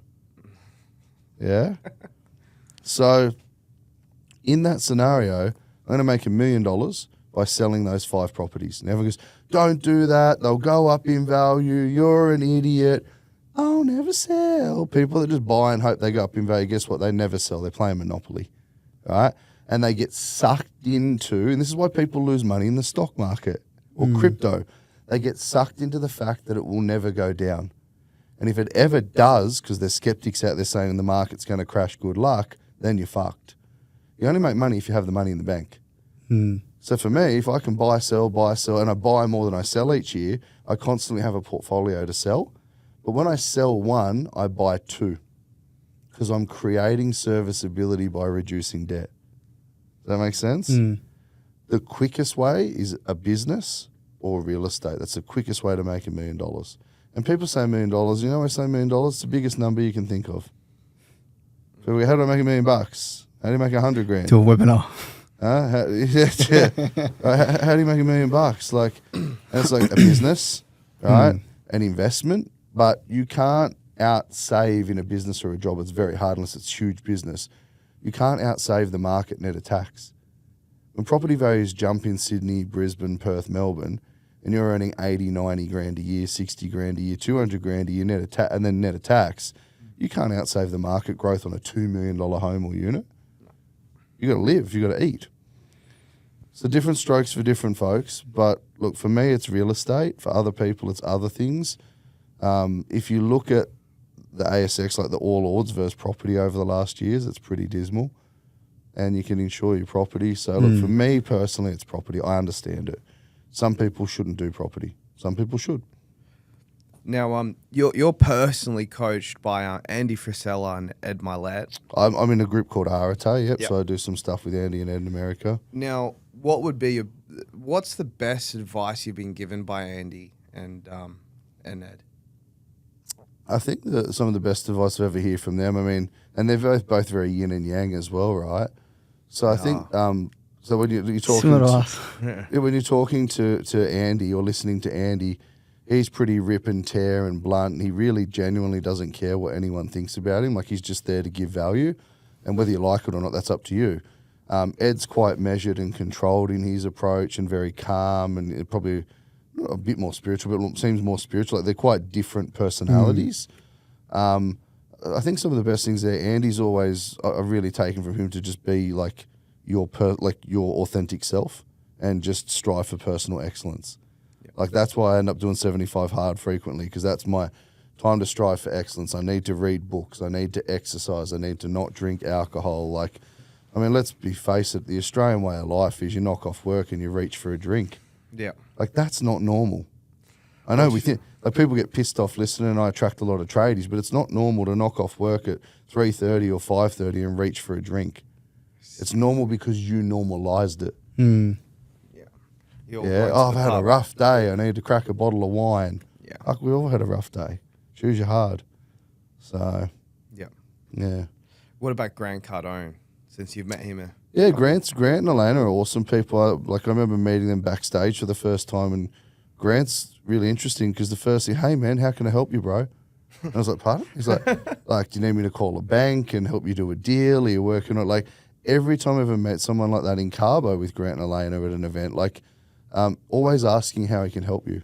Now, he's a big, like me, people get cranky, right? Big, brash personality, rah! Right? Everyone's like, oh, this dude, but he's a fucking good dude. He's like, how can I help you, man? That's You find insane to most of think, these right? people you meet that have done really well, you talk to them and they all ask how they can help you. They're all in networks and business groups and communities. Like the reason I do that Arate business coaching, which people in Australia may or may not have heard of, is it's a community. It's a private community. You have to apply. You have to be accepted. You have to pay. You have to be we do events, right? We did an event last year in April, which had Goggins, Andy, and Ed. David Goggins, Ed Milet, and Andy Frisella. Like, come on, right? That event, and they talk about it in the morning, guys and girls, we had to leave this venue cleaner than when we got here in the morning. And I went into the bathroom when someone was on stage, and the 3 guys that were in there that washed their hair were cleaning benches and mirrors and that personal excellence. And I'm telling you, that place, we had dinner that night with a small group of the people there. That venue was cleaner than when we arrived. That's the ethos of striving for excellence and being the best at what you do. It wasn't, and you see this in cultures, if you look at the All Blacks dressing sheds or the Japanese, I think it's the Japanese fans, they clean the stadium after a game. They don't let the cleaners do it. Really? At like soccer and football and stuff like that. So that's where culturally, I think that there's some really good things that people could learn from studying other cultures and beliefs and so forth. Man, Yeah. it's so true. Japan, I had a partner last year that we went to Japan, and she's like, me and my mum walked past a nightclub, it's midnight, and there's a line of 100 people, and they're all quiet, standing 2 in a row. Yeah. Hold it, standing outside of a nightclub at midnight in a row, orderly. Yeah. It wouldn't happen in Sydney. No. No, it's the same as I love whenever I'm in America for business or pleasure, etc. People tend to be typically more friendly. You don't tend to see people having a punch on and all that sort of stuff. I seen it on the news the other day. What's that fancy wanky bar in Sydney? Ivy. There's a big punch on. I seen on social media. Oh, really? Now, America, you probably don't do that because someone will shoot you because you can carry guns in America, right? But even just the thought of that, they don't tend to have that fracas, that rackus or fracas. People tend to be a bit more respectful and interactive in society, if that typically, maybe not on social media, but I think, look, choose your hard, your why versus your why not. Your why's got to be deeply rooted in why you get out of bed every day. You need to choose your hard. Everything's hard. Staying in bed's hard, and being upset and miserable and depressed and broke. Being broke's hard. Being wealthy's fucking hard. It's not like being poor's hard, being wealthy's hard. It's just different problems, right? People go, oh, money doesn't make you happy. No, but it can make it a lot easier when your children's sick or... It's so true. my grandmother sadly just passed and I had to get down there instantaneously, and I had the financial means and resources to get down there when other people wouldn't have got down there, right? So choose your hard. Yep. Yeah. Best business books. Best business books besides The Money Mentor. Best business books. I really like a book called The Art of Thinking Clearly. Okay. Written by Rolf DeBelly, ROLF. Very simple book. The reason I like it, I've read it about 6 or 7 times. The chapters are just a few pages each. So I'll give you an example. There's a chapter in there called The Sunk Cost Fallacy. So use an example and say Nike does a $10 million marketing campaign. And they say, we're going to do this for 10 years. And they're 5 years in and they've buried $5 million. And they don't have a single dollar of revenue attributed to the $5 million 5-year campaign. They're in the boardroom. What's the natural evolution? We've sunk so much time, money, effort. It's cost us $5 million. See where I'm going? Like a bad relationship. Yeah. Oh, but we've been together for 15 years. So the sunk cost, it's maybe only 2-3 pages, this chapter, but it teaches you how, the art of thinking clearly, how not to get sucked into the sunk cost fallacy. That's just an example of a chapter of that book. And because it's only 2-3 pages, It's something that you can pick up. You can read a chapter, you can put it down, and before you read something else and get clouded, you can absorb that piece of content. Yep. I really enjoy that because I'm a scat cat. I'm very manic, right? So The Power of One, Rolf DeBelly is one of my favourites. Ed Milet's book, One More. I don't know if anyone's read that. Is that the new one that he just released? No. Yeah, new one. If you haven't, read it. 75 Hard, and also Mental Toughness, Andy's new book, is a cracker. Yeah. But there's Ed's book. If you haven't seen it, actually, guys, people go to YouTube and you should find somewhere Ed Milet, the speech that broke the internet about One More. Oh man, I cry every time. He did it last year, probably for one of the last times, and mate, I was in tears, absolute tears as a grown ass man. Wow. Do you mind if I ask a personal question? What advice would you have for Kevin and ourselves to be able to get in front and interview people like an Ed Milet or an Andy Frisella? Oh, a big checkbook? Nah. Look, guys and girls like that, typically they'll reach out to people that they see doing phenomenal things that align with them. I mean, you look at Ed Milet's podcast, he has the best people in the world, right? Like, like Stephen Bartlett from Diary of a like these guys and girls have the best of the best. And Andy's the same. He won't have anyone on there for fluff. You couldn't buy your way onto Andy or Ed's podcasts, right? Just forget it. They will only have people on there that they align with, that they agree, that they'll have opposing positions as well and talk that through. But you know, there's people out there. There's some guys girls doing really well in Australia that are event promoters and stuff. Some people are, so to speak, for sale. You know, like you could pay David Goggins to come to Australia. You know, you could pay, like, there's a lot of these people come out and speak and do things, but they'd be really fucking expensive. I know. I've done a lot of tours with Robert and Kim Kiyosaki, right? Rich Dad, Poor Dad, Cash Flow Quadrant. Now, I know a lot of people in Australia who have paid for Robert to do Zooms with them and events with them possibly, you know, and stuff like that, or podcasts, etc. I haven't done that. I haven't gone and done a paid podcast with Robert because I could, but I think it would be incongruent. Like, if Robert wanted me on the podcast, I'd be on Robert's podcast. Yeah. Right? Really? Yeah. Doesn't need me. So I think for yourselves who are out there trying to do those sorts of things, again, social media, consistency, work your way up. It takes time. Do the apprenticeship. Same thing I did like for that. years Do and your years. apprenticeship. Do the apprenticeship, right? Become the tradesman or the tradeswoman. And you'll find that if you do the apprenticeship better than the other apprentices, eventually someone will notice you. It's the truth. You know, someone will want to advertise and promote your podcast, or they'll want you to be a guest on something. So I would say to continue doing the apprenticeship and do it well, and don't stop what he's doing. He's doing a phenomenal job. You've got some great guests. I love listening to his stuff. So keep doing it, and eventually things will fall into place. I mean, I'm 23 years in my industry now, and 2019 I got approached to speak on stages with Grant Cardone and Gary Vee and Kiyosaki and Sir Richard Branson again. You know, like, it didn't happen overnight, but it did happen. Yeah. And it was fucking hard. Choose your hard. Yeah. There's a question here, G. It says, is G still angry from the weekend? Yeah, G's now calmed down. Somebody must have been on the masterclass on the weekend, I guess. But, What happened, mate? Talk us through it. I usually, my events, when they're 2 days or live or Zoom or whatever, are 9 to 5. Yeah. And I typically almost always kindly volunteer, hey, if you can hang around and it's on Zoom, I'll quickly have something to eat for dinner, and I'll go till 7, 8, 9, 10 p.m. I went till 10 past 1. So, 8, 9 a.m. start, went till 10 past 1. And I think 127 in a row live coachings was the exact same thing. Everybody just wanted me to talk or draw their scenario on a whiteboard. And I'm very fucking clear that if you pay attention when I'm doing your scenario, it's going to be slightly different to your scenario, but if you listen to what I told him, you just got the same advice or information to consider. I said, please do not get on and say, hi, Graeme, my name's Bob and Mary, we're 38 and 39 years old with 2 kids in Melbourne, and we've got one home and we bought it this year And everyone thinks they're special. Now our circumstance is unique, really unique. If I had $1 for every time I've heard our circumstance is really unique, for fuck's sake.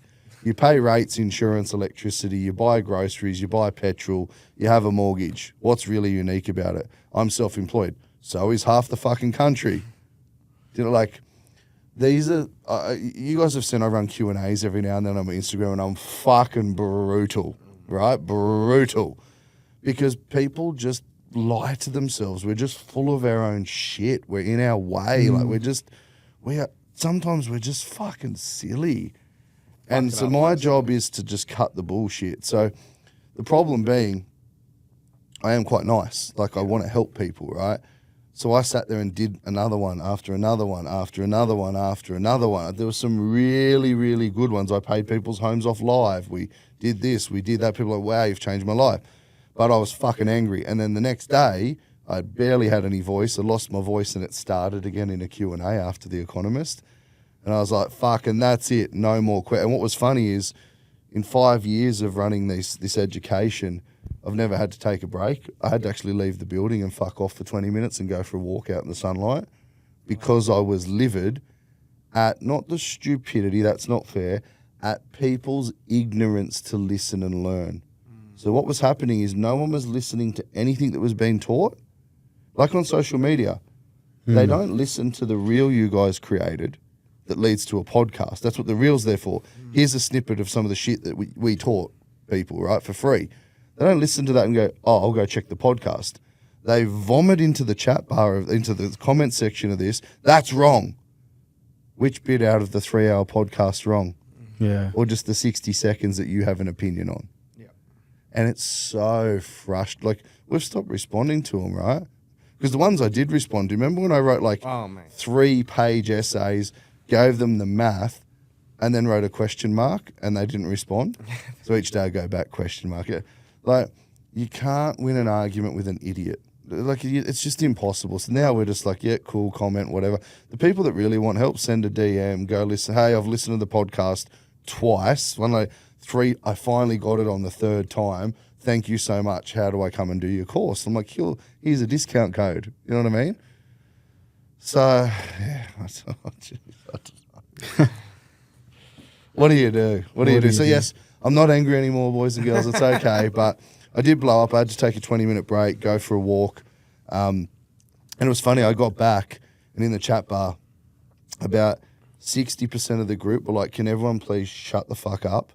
Can you all please just listen to what G's saying, take notes, listen to I had a financial planner, an accountant, an economist. People just vomit out that they don't ask a question. They they wrap it in what they believe. You're asking me to validate your fucking wrong bullshit, which is why you're here. You're paying me to fix it, but you're not listening. You're just telling me what you want to hear. I'm not going to validate that shit. It's wrong. I don't know to make any friends. I'm not here to make any friends. I'm not here to make enemies, but I'm not here to make any friends. Because a good advisor or a good coach, as you guys know, is fucking tough. And I don't want people to pay me money. That's the point. So I have a money-back guarantee on everything I do. It's hilarious. People are like, it's got to be a raw, it's got to be, well, it's risk-free. It's got a money-back guarantee, so test me out. I like that. Money-back guarantee. What would be your best piece of advice for myself, G? Besides mum to accept my friend request on Instagram. Yes. Sorry, Jules. come on. Jules, She's mate. it's my request's still pending, Jules. Now, mate, best advice for yourself is for everyone, not just yourself. No, just myself. Just yourself, okay. I'm being a bit selfish here. That's all right. I strongly suggest you take the time and get into your Zen, work out your why Yep. versus your why not. So if shit got really hard for you today and you considered throwing in the towel like I did many years Which ago. I was at that point with Kev. I was. Okay, same I've as had with Kev. Your why versus why not. Yeah. What would be big enough to break you right now? Only something happening to mum. Okay. Other than that, I could handle pretty much everything. Okay. And would mum want you to give up if she was sick or something happened to her? No, I'd still make it work. So your why is bigger than your why not? Yeah. Okay. Now, your why and how big that goes sounds like part of it's attached to mum. She's your rock. So I know I've been able to buy my mum a house, and I was able to get her a new car. She picked the house. I never went there. We just paid, right? She picked the car, some little red MG thing. She fucking loves it. I don't know what, right? Like, that's why I do what I do, because my family struggle. So like what Kev's doing now, I want to be able to provide. So at the moment you go, no, Kev's chasing the money, he's doing this and doing that. And you go, no, I'm happy sitting in this pocket. If you needed tomorrow to put a roof over mum's head, and touch wood you never do, and pay for some medical treatment and do something that no one could afford, would you be working your ass off? Fucking oath. So you know why I work my ass off now like Kev does? Because I know that's going to happen to someone I care about one day. And when it does, I can cover it. I won't chase later. Does that make sense? Now that's on the assumption, like when we talk about unexpected bills. Yeah. They're expected. Yeah. Very true. So very in true. life, choose your hard. Shit is expected, although it's unexpected. I am going to get sick one day. I will hurt myself. I nearly lost my arm in an accident, right? I had insurance, thankfully. So for me, I'm just very, very aware now from my life experience, from good and bad shit over and over again. Shit happens, and I need to be prepared for it. So if I'm prepared for it, when shit happens, I'm okay. Because at the end of the day, life goes on. Yes, it Happy, does. sad, mad, glad, life goes on, right? Choose your hard and fucking... So go back to that. Why and why not? What's at the very end for you? I call it rainbows, lollipops, and unicorns. If you're on a whiteboard and I go, Kev's here and he wants to be here, what is that? The amount of money you earn, the home you live in, the colour of it, the street of it, the car you drive, like that. Yeah. That image, not like there's a check in the mailbox that's coming, fuck off, right? You got to earn the check. Yeah. But what does the end look like for you? Once you know exactly what the end is like, then you can go to that in a straight line in the shortest amount of pain and time possible. Now, I very clearly know what my end like, so I could stop now. I could have already stopped. Kev's still chasing, he's not sure yet. Give him another couple of years, he'll have a clearer vision of the end because he's still young. I'm old now, I'm old and mouldy. It's certainly, like, if you go away and you really clearly know what the end's like, okay, if we're playing a game of soccer, yeah, and there's goals on the field, I'm going that way, you're going that way, you know how to score, yeah? If I took the goals off the field, what would we be playing? Fuck knows. Fuck knows. What would be the outcome of the game? Ball, How would we kickball. Kickball. Do you see where I'm going? Think about yourselves right now in life. You're playing game soccer or basketball, whatever it is. You know where the goals are? Do you clearly know where the goal is? Yes and no.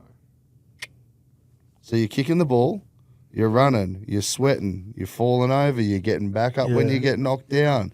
Time's running out, the full time whistle's going to go. You score 1, but do you need to score 7?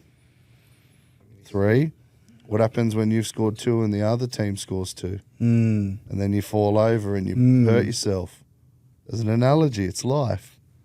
If you don't know exactly how many goals to score, i.e. where you need to live, how comfortable you need to be, do you have health care, do you have education? If you don't know what that is, i.e. how many goals to score before the whistle stops, you'll never get there. And the other thing is you can't change it. You can't change that goal. So I'll give you an example. I've got a client at the moment, they're like, I want $100 million. And I said, why $100 million? They go, oh, that's because it's the biggest number you can think of besides $1 billion, right? I said, $20, $30 million will completely change your life. Say you sold a business, right, and you wanted to sell. Do you need more than 20 or 30? No. What are you going to do? Buy a mansion, whether it's $2 million or 5. Say you spend $5 million on a mansion, yeah? Or 10, whatever. Say you bought a Lamborghini and you bought an Audi and a Porsche. What have you spent? $5 million on a house, $2 million on cars. Say you bought your parents a home for $1 million. You see where I'm going? It's pretty hard to get to $10 million unless you're an absolute moron, yeah? Yeah. Now, say you had 20 from the sale of your business. You go and invest $10 million and get 10%. You're doing well. You got $1 million a year without getting out of bed. So do you really need more than $20 million if that was your lifelong goal? Not really. Not really. million bucks a year sounds pretty good. $1 million a year for the rest of your life with $10 million invested and $10 million of assets and toys. How quickly do you reckon we could get to 20 million? How long's a piece of string? Fold it in half, it's twice as long. Fold it in half, it's 4 times as long. You fold it again. And again, when I tell you that now, all of a sudden you'll leave here today or someone listening is going to go, he's right, I only need 20 mil. Now, if you're in a regional area, you might say I only need 10. Because who needs $1 million a year to live? So, different strokes for different folks, right? Yeah. But people just pick big numbers and they're meaningless. How I've been getting to where I'm going is I set a goal and I do not change it until I achieve it. Because that would be like taking the goals off the court. Yeah. Off the field, yeah? So until I've scored that goal, I do not reassess. When I've scored the goal and the full-time whistle goes, let's say I want to make my first 100,000 cash in the bank. When I get to $100,001, I can sit down, I can take it a couple of days away, a day, and I can re-engineer to $1 million. When I get to $1 million, I can't move the goals until I get to the first one. Yeah. Otherwise, you're just going to chase your entire life. Doesn't work. And do you set small achievable goals, or do you set the goal and just I have hit a goal I want to achieve every single day.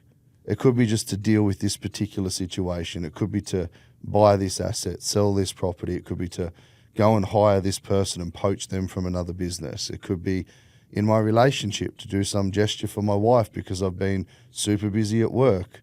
Could be just to randomly send her flowers, right? Like every day I have a little goal, have several lists. That's an Andy thing I learned. If anyone's done 75 hard or for power lists, tasks, etc. So every day I have things that I want to get through that every morning I wake up and go, I need to do this, I need to do that. That's critical. If I did nothing else that day, those items will move me forward as a human being. Every day is a not negotiable. Yeah? So I like this. This is good. yeah, so you've got to have outcomes. You can't just wake up and go, oh, I've got to go to work today. Oh, no, just go back to bed. Kev fell back asleep. You're ringing him again, right? Fuck, all right, I've got to get up now. But he's got a whole heap of shit he's got to tick off his list. He's got people trying to buy and sell from fucking busy, right? Yeah. So you've got to tick these things off. Every day you've got to achieve something. Just be 1% better every day. And I'm far from fucking perfect. My health is the thing that suffers now. What prevents you from doing one thing a little bit instead of doing 75 hard? What stops you from just doing a walk or eating My personality. So I do, but it doesn't get the same result. So I'll typically walk every night. People send on, so I've got a home gym. I've got ice baths. I've got, and you see these days the big thing's the ice bath, right? Everyone goes, I'm in the ice bath. I published it on social media. I'm doing the work. Well, not if you ate a zinger box and a fucking family meal for lunch and dinner. Yeah. Do you know what I mean? And you're out in the club. So I think for me, I work too. I can do 15, 18-hour days. So that day, I might sleep in for me an extra hour, 5 hours or 6 instead of 4 or 5. I'm not necessarily doing what other people deem as relax and recover. And it does take a toll on your body. Yeah. I'm not out there digging holes. I don't profess to be manually exhausted or anything. It's a different kind of hard. Choose your hard. Mine's mental and emotional and psychologically draining. But that has a physical impact on your body. Sitting is like a new cancer. I sit for 12, 15 hours a day. It's not healthy. You got to get up and move your body.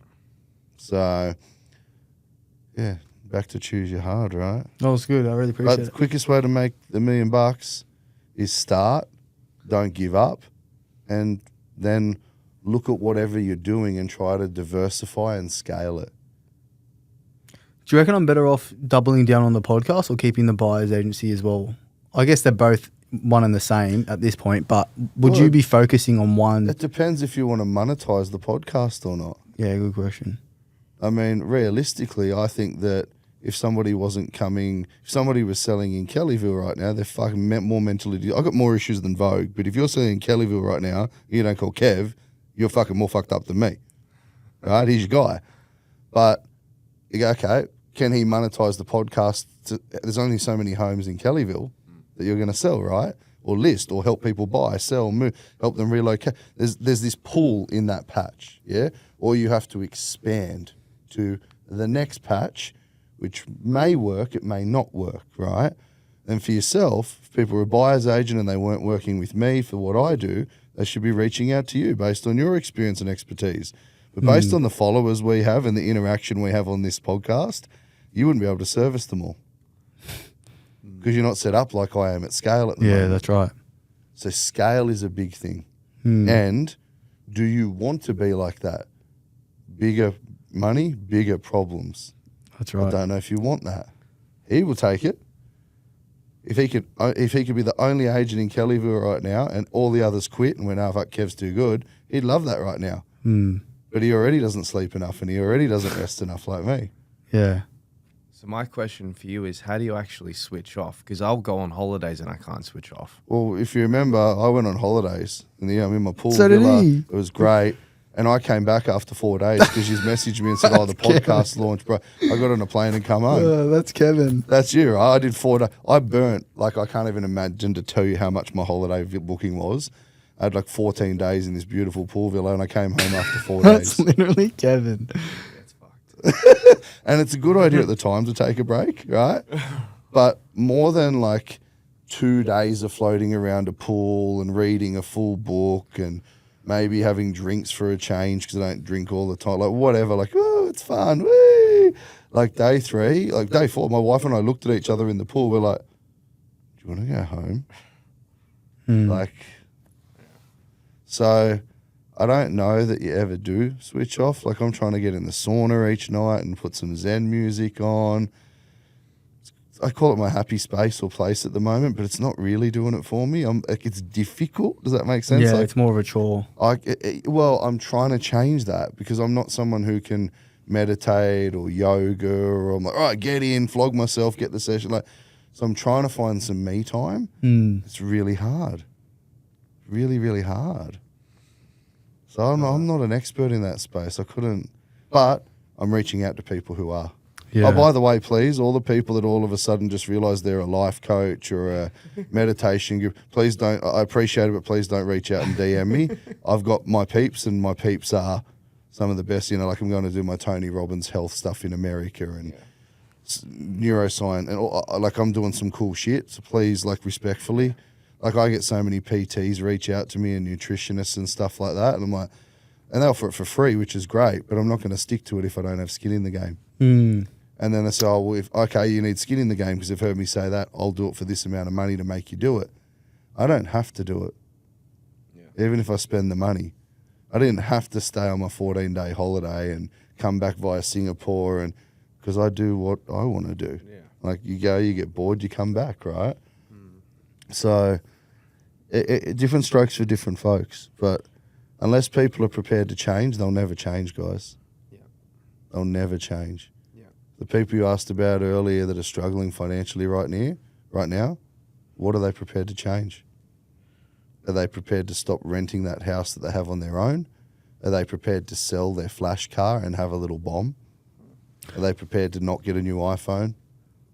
What about the 40-year-old who feels a bit of shame that he's not got the level of success he'd hoped at that age, has a business, is looking to invest and is going through really in that position where they're wanting to work through their financial barriers? What's your advice to people that feel that level of shame? Well, I don't know why they're feeling shame. I mean, shame should only be if you've done something wrong or you've let somebody down. And it sounds like they built an unrealistic expectation of where they should be or compared themselves to someone they wanted to be like. And they just didn't achieve it. But if they tried, should they be shameful or should they be happy? Because you told me that they're looking to invest and they own a business. They've achieved business ownership successfully and it's not failing, and they have an income and equity position to invest. What the fuck is shameful with that? I'd give them an uppercut, tell them to grow up. I'd knock the shame right out of their fucking skull. See where I'm going? Like, so see how quick that was in that person to go, oh, why am I shameful that I wanted to be Graeme, but I become Graeme 3.1? Yeah. I'm just using an example here. There's nothing fucking shameful about that. You got a successful business. You're about to invest and get a loan approved and own an asset besides your business. You should be fucking pumped. You're like better than 95% of society in our country. fuck shit, actually. You actually went and started a business, probably employ people and pay them, pay tax and contribute to... You're fucking heaps better than most of our society. You had a crack. I fucking love that. Like, so, I don't know. What's there to be shameful about? Really? Well said. We all interpret things in a different way.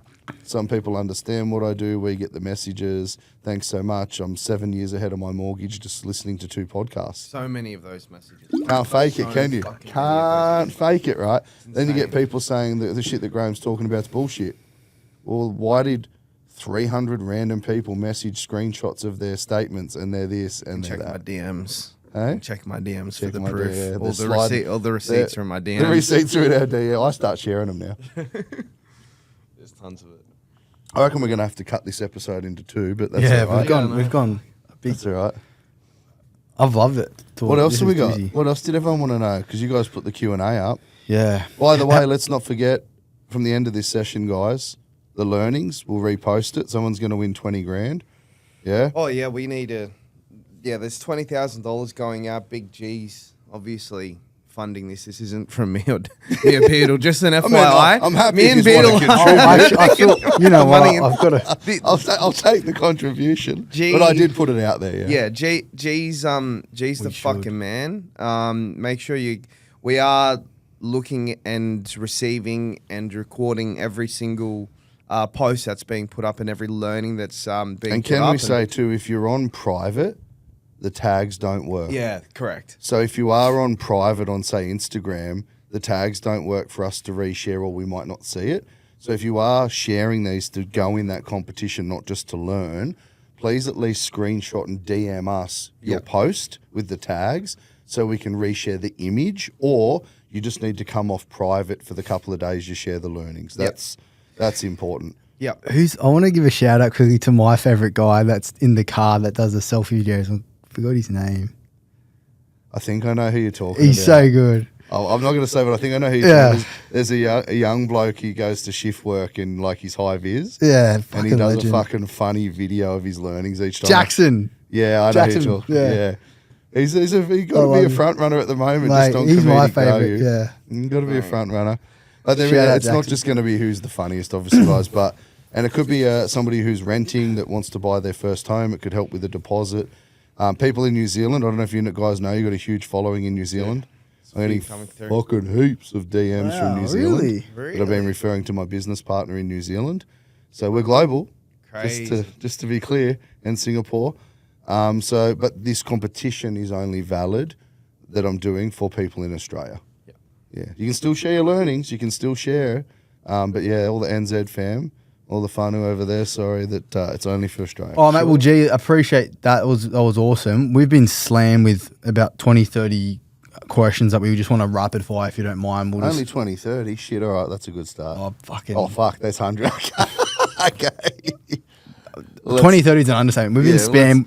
Let's try to get through 10 or 20. So let's rapid fire them if you can as fast as possible. So I'll start from the bottom up. Thinking of buying a gym space under my self-managed super fund, then renting it for a PT business. What are your thoughts on that? I'd say, why the hell are you thinking that? Most gyms go broke. If you're going to invest into a commercial premises in your self-managed super fund, that could be a great idea. Why does it have to be a gym? And are you trying to fabricate something because you're in the health and fitness industry? Don't have ideas. I'd say there's a fucking heap going on in that question. Now, let's get some context because we're lacking it. If they said, I'm a PT, I run my own health and fitness and personal training business, and I've got a couple of $100 grand in super, and I want to buy a commercial premises to trade my gym in, which you are legally allowed to do because of the way the Bear Trust lending and structure is with self-managed super, and a commercial property, your business and the super fund, it can actually rent to each other. But if you bought a house, you can't live in it or rent it to friends and family. But there's a big I'm thinking of, here I'm thinking, I'm like, oh, why are you thinking? Like, financial decisions should be advised, structured, assessed on their merits. I want to buy a commercial property in my super. I don't know why anyone would specifically be thinking about a gym, which is a subscription-based business that most of them go broke, i.e. F45. I know, my wife and I owned one. right? Wow. F45 is going broke in Australia. You're seeing all their gear up for auction. The franchise agreements and license agreements are terrible. It was very difficult for the actual owners to make money, and it got really nasty that they actually, franchise fees went up and up and up and up and up, and they really struggled, and you see a lot of them sell, go broke, or they're all for sale. It's a really tough gig to get hundreds of members paying constantly. People come and go from gyms. So I would suggest that's a high-risk transaction. I would want to know why they're thinking it or who advised it, unless they're a PT themselves. For example, I have a client who's an electrician who had a huge mega shed they built at home and traded from there. We sold the home, we separated their business and personal life, and they bought a warehouse in their self-managed super that their electrical company rents from them. That makes sense, they're an electrician. But if this person isn't the tenant and isn't a health and fitness or personal trainer, what's making them think that? They're just saying, I want to buy a warehouse. Then it has to get DA approved for health and fitness. Then it has to have the relevant amount of parking, the noise, the music pumping, the people coming and going, the time. It's really hard to actually get a DA for a gym because the biggest component's parking, which is why big gyms are in old Bunnings and Masters and all that sort of stuff. Yeah, And wow. a lot of gyms don't even have DAs if people look them up. So I'll leave rapid fire. I'll stop there. Sounds like a terrible idea, and I want more context. So with all due respect, I don't know where the ideas come from, but there's heaps better commercial properties you could buy than gyms. For example, what would you buy? Well, say you're talking about a big space, right? Like a warehouse, big gym chain for a big franchise. You'd get more rent if it was a transport and a logistics warehouse than income from a gym paying you rent. Yeah? Or that space could then be mezzanined and have something else up. So, again, merits, feasibility. People have a lot of ideas financially. I've never fucking heard a good one in 23 years. I'm being honest, right? The ideas, people hear something off someone because it's their idea, and I'm not picking on this person. They said, I'm thinking of. Why the fuck are you thinking that? Who put it in your head? What they should be doing is saying, hey guys, can you ask Graeme, I've completed a detailed financial feasibility for a particular commercial premises that I think is well suited or has an existing DA for a gym. That's not what I heard. But I could be missing some context. Wow. Hit me, rapid. That was let's go. fucking awesome. No, I could be wrong, and then that person could DM us and go, here's all the other context, guys, and I can put up a Q&A after this to give them a better answer. That was really good. I've got one from Rage. I have 200K sitting in a loan redraw account. Nothing is owing on the loan. Unsure next steps in getting an IP. Yep. Do I close the loan account and use the funds Absolutely do not close the loan in account. getting a new investment loan? Absolutely do not close the loan account. Let's just make some assumptions here. She can DM us after we've published it. But you've got $200,000 in a loan redraw. The loan doesn't owe anything. It's just sitting there. You do not need to apply for that $200,000. Even if that was her home loan and she's paid it down.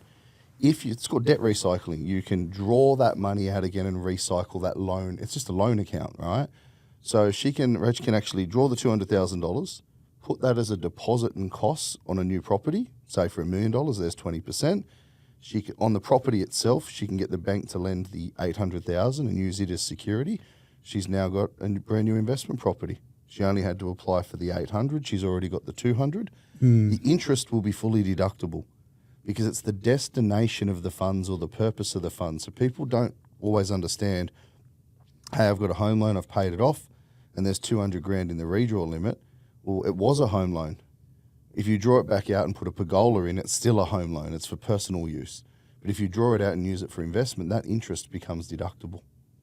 So do not close it. I would never close a loan facility because a bank is a place that will lend you money when you can prove you do not need it.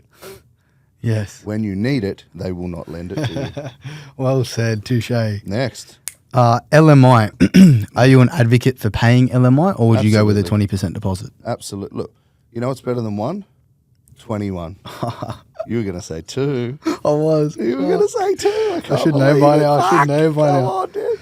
Right, so what's better than 1? 21. 21. So whilst lender's mortgage insurance is expensive and it can be prohibitive, do the math on the exercise. I would rather buy 2 properties with only 10% deposits. Lender's mortgage insurance, talk to your accountant, could be a tax deductible cost as well. Could be a lending cost written off over 5 years, could be an ongoing cost. I've got some loan products with pay by the month lenders mortgage insurance. So you so start good. paying it, but if the value goes up quickly, you don't have to pay it anymore. So I would rather buy 2 while every other person goes out and buys 1. Wow, I love that. What is the most beneficial way to pay yourself from your PTY Ltd company? Good question. I don't play accounting. I've studied a bit of it, but I would say talk to your accountant. Everybody will have unique, individual, personal financial circumstances and objectives. There's lots of ways you can pay yourself. You could pay yourself a salary. You could pay fully franked dividends. You could pay unfranked dividends. So there's lots of ways. There's drawings. So depending on the business, the structure, but the scary thing is, people, if you're asking this, you need a new accountant, because your accountant should be advising you this, and you should be paying your accountant for this advice. They should know you've got a home loan and a couple of kids and a debt, and you need to draw X amount of money every single week or fortnight to pay the mortgage, put a roof over your head, feed yourself and function without any pressure and stress, and X amount of taxes paid on that. But then they may have a strategy that at the end of each year, you also do some fully franked dividends for tax. There's a gazillion and one ways to pay yourself. But what do I say? KISS strategy, keep it simple, silly, or PhD, push here, dummy. I'm not that smart. But I pay my accounting experts for that information, and they should do the same. If they're asking me, and that's because their accountant hasn't told them, they need to smash their accountant. Or don't be a fucking tight ass and pay your accountant for some tax advice. Now, I know most accountants use their personality as a form of contraception. Only joking. Sorry, not sorry to all the accountants. But, you should be getting this guidance from your accountant. They have your information. They hold a lot of intellectual property about your financial circumstances. That should be a phone call or an email. Hey, how are we paying me? This doesn't make sense, or can we improve it? I want to pay my debt down quicker, or I want to invest. I know that means I've got to pay more tax and show a bigger income. All of these things come into play. So have a chat to your accountant. If they've got a shit accountant, are there any you recommend? At my masterclass paid events with a money back guarantee, my personal accountant and my business accountant presents and shares. But they won't take on everyone as a client. You've got to be the right fit, like client advisor. Yeah. But we do some tax sessions. But yeah, I've only really got 2 or 3 accountants that I ever refer clients to, based on my experiences, and that's all I can go off. So Well not all said. accountants are created equally. Well said. Or well buyers said. agents, or real estate agents, or brokers, or doctors. That's right. That's right. This one's from a good mate, Joppo. Is offset accounts still okay if you're strict with money, or still better to put in redraw? I get this all the time. People really struggle with this. If you think offset's great, just fucking do it. My saying is, you do you, boo. What I can tell you, you've got hundreds of them. I've got hundreds of them. I'm going to start posting them. Every single person that I've worked with, not the last 23, the last sort of 11 or 12 years, that stops using offset, that tells themselves they don't touch it, they don't spend it, they're very good with it. Every single person who stops doing that and puts their money in their redraw and only has a budget each week and actually sticks to it, statistically in my world, they all take more off their mortgage in 90 days of that structure than they did in the entire prior 12 months. And I've got the messages to prove it and the client statements to prove it and back it up. So if your good mate says, here's my question. Why does everyone think offset's so good if they've still got a mortgage? Ooh. So my question in answer to that is, you do you, boo. If you think it's so good, get your financial year statement of your offset account, and it will say, this financial year you have saved 13 cents Yeah. or $13,000. If offset is working, your account balance from July 1 to June 30 should go up exponentially. If the balance has not gone up 10, 20 grand, I guarantee from the proof I have, if you put it in your redraw and have a budget, your balance of your loan will go down an extra 20, 30 grand because you won't blow it on shit. So Well the said. question I say to everybody is, if offset is so good, why is everyone struggling so much? Now, he could be meticulous. He's a mate. You know better than me. I don't know. He says a mate. If he's meticulous with his money, or does every now and then he buy a mocha chocolate latte, some sushi, a beer at the pub? If the answer is yes, he taps occasionally, offset doesn't work. What I have proven, because I care under my best interest duty, is I audit my customers when they come on for the previous year before they work with us. And if I can't see their offset balance increase 10, 20 grand, depend on their surplus cash flow, and their mortgage going down, so they're down 10 and they're up 10 and they're 20 better off, and I see them spending, offset's a gimmick to them because they spend it. Then it's not there to offset. Yes, put 100 grand in there, don't touch it, don't leave it, you're 100 grand better off. My next question, why do you need access to 100 grand in an offset account that could sit in redraw when typically loans with redraw are cheaper than offset account products? You usually pay for the feature of offset in a package. So now you're paying more for a feature you may or may not use because society's manipulated and ingrained you into believing that's the best way. My grandparents never had an offset account. They didn't exist, but they owned their home. There you go. Why did offset accounts get introduced? Because banks know that human beings are impulsive and they'll spend what they have direct access to and they won't offset shit. Tap, tappity, tap. But yes, in answer to your question, they should do exactly the same thing. But I can fucking tell you, they don't because we don't use them the way they're intended. 80-90% of us don't. And a big thing on that, even if you don't tap away, like I'm guilty where you transfer across. Either way, you're spending it, It's right? going as in soon and as out. it's gone, Yeah. it's not offsetting shit. So the intention is right. The gimmick, the product, the benefit, the perceived benefit is right.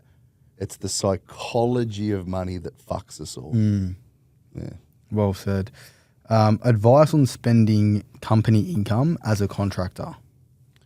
Advice Don't on really know what that spending means. company income as a contractor sounds like tax evasion, Yeah, unless no, I'm a bit that's- that- confused. I Like, should have skipped that one. if your business generates income and you're spending it without paying tax on it, that would be like a Division 7A director's loan. You'd be taking, lacking context, sorry. Skip that one.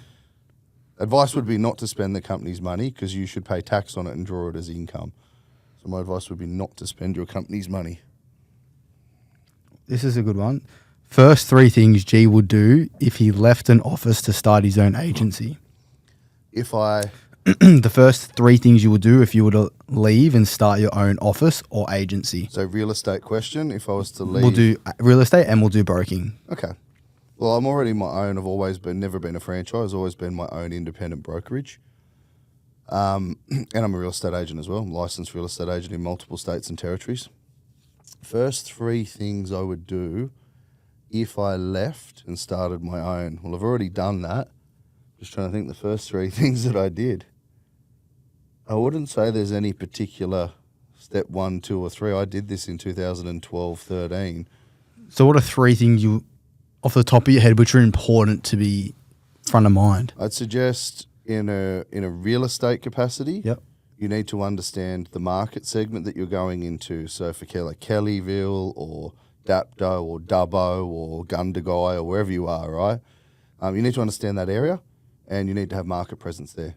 So the first thing you would have to do is a branding, marketing, awareness exercise. Definitely, because you can't sell something that's not for sale. And if you are the service for sale or the product for sale, if no one knows about you, you're screwed. So the first thing would be an awareness, branding, marketing campaign across socials, across letterbox, the whole kit and caboodle. But again, that has less than a 1 to 3% take up. People know that, letterbox drops, flyers, etc. But market awareness. Same for broking. For broking, I'll be figuring out who is my core client that I'm very skilled to assist. So you can't help everyone, right? So I have lawyers and barristers and accountants as clients, but I typically want to attract mum and dad or couple or person single that wants to aggressively pay down debt so they can reuse it to create wealth. I'm not trying to attract somebody who just wants me to refinance and sell them a loan, receive a commission, and send them a Christmas card or a scratchy each year. I want people that want to come to my Christmas party every year and want to come to personal development events with me and be part of a community. Like my clients in our private group, they have a Newcastle, a Queensland, an ACT, a Sun. All of my community of thousands of people meet up independently without me. Now, if you go talk to your local Bob the Broker above the kebab shop, I guarantee their clients don't even know each other, let alone meet up. So the second thing I do in both aspects of an agency and a brokerage is explore how to create a community, which we've touched on another podcast. Build a cult. Yeah, probably don't build a cult, but we Nah, have community. You do a really strong. It's like a cult. You guys are like, man, the messages we get, the love, the appreciation, it's kind of creepy and cultish because we build a community of like-minded people all trying to achieve the same thing. So the third thing is, what is your client avatar? So who are you doing business with? Yeah. So if you're like, I'm trying to do business with like-minded people that are very lovely, good people. I'm not looking for double pay, fucking elitist attitudes that just want the cheapest possible rate and then they're going to pay the fucking minimums for 30 years, right? I'm looking for people that want advice, that want guidance, and they're national. I'm in New Zealand. See, I get inquiries from all over the world. America, I'm there in a few weeks. So I'm looking for a particular set of clientele that want to be part of something and are driven to achieve something. And you guys know this, so sales isn't qualification, it's disqualification. Someone the other day commented on our rule, you'd be so much more this if you didn't use. And I said, why would I change myself to impress you? I swear, fuck off. Sorry, not sorry. Like, I'm a housing commission. I don't have to wear a suit and tie and be some fake wanker to impress one person. That person, I love your content, but why swear? Well, you can love my content and not love me. Doesn't mean you still don't want to deal with me as an expert. But if I rub you the wrong way, I'm not the right person for you. So that third thing would be figure out your core client avatar. I like that. Yeah. And really, really make sure that is who you're looking to serve. And I would ignore everything else. I don't take inquiries. We don't do phone calls. We don't do chats to see if we can help you. I do a fucking free webinar every week. I tell you at the beginning there's a sales pitch at the end, and I tell you before I do it so you can log off. People say there's nothing for free in this world. There fucking is. It's called a podcast. Go to the library, get a book for free. It's called YouTube. It's called the internet. If you can pay for your internet, you can listen to music, podcasts, YouTube. You can educate yourself. There is stuff for free in this world. But we've got a fucked up tall poppy syndrome in Australia. So those are the things I would look at. I love that. They're the core things.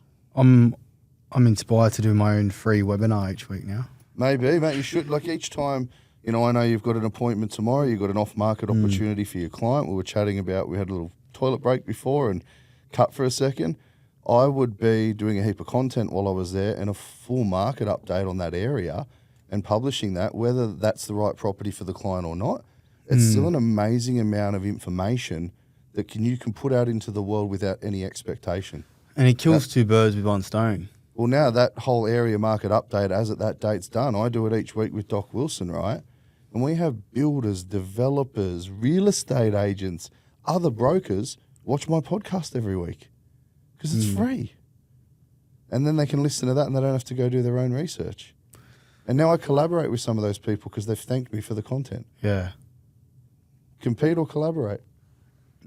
Phenomenal. When did G realise that he had a skill where he could help people be financially literate? When did I? Yep. I actually realised it pretty young. So I was in banking. So I was probably 20, 21. But I was a bit pigeonholed and caged because I only had one or two products to sell for that particular branded institution and organisation. So yeah, I realised about 21 maybe, 20, 21, 22. And one of my mentors and managers realised that and helped me escalate and grow my career. It was early 20s for me. Yeah. Early 20s. Yeah. Best advice for a young bloke saving for their first deposit and best way to do it? Okay. Probably not going to like this. I would probably completely change everything you're doing right now. I.e., if your fun and enjoyment is going to the pub on Friday night, say you're a tradie, and every day you knock off and you pump a beer at 3, 4 o'clock, I'd cut that straight away. And I would completely change all of it. So I'd firstly actually go back, reverse engineer the outcome. How much deposit are you trying to save and by when? 5% deposit? 5% deposit on $1 million, $500,000 property, 25 grand. Yeah. What are they trying to save? $1 million property, 50 grand, and how quickly? If it's 50 grand in a year, that's $1,000 a week. Yeah. So how are they going to achieve that if they don't earn that? They can't. But if they work the number, go, yep, I want 50 grand. I want it in 2 years. I'm a young tradesman. I'm on a good income. I could put aside $500 a week. Okay. But could you put aside $750 if you got off the beers and you went to the gym or started playing touch footy instead. You're like, Mm. I have a really good saying. A friend of mine who's a partner at a law firm taught me many years ago when they were going through something, and it's something has to change or something will change. Something has to change or something will change.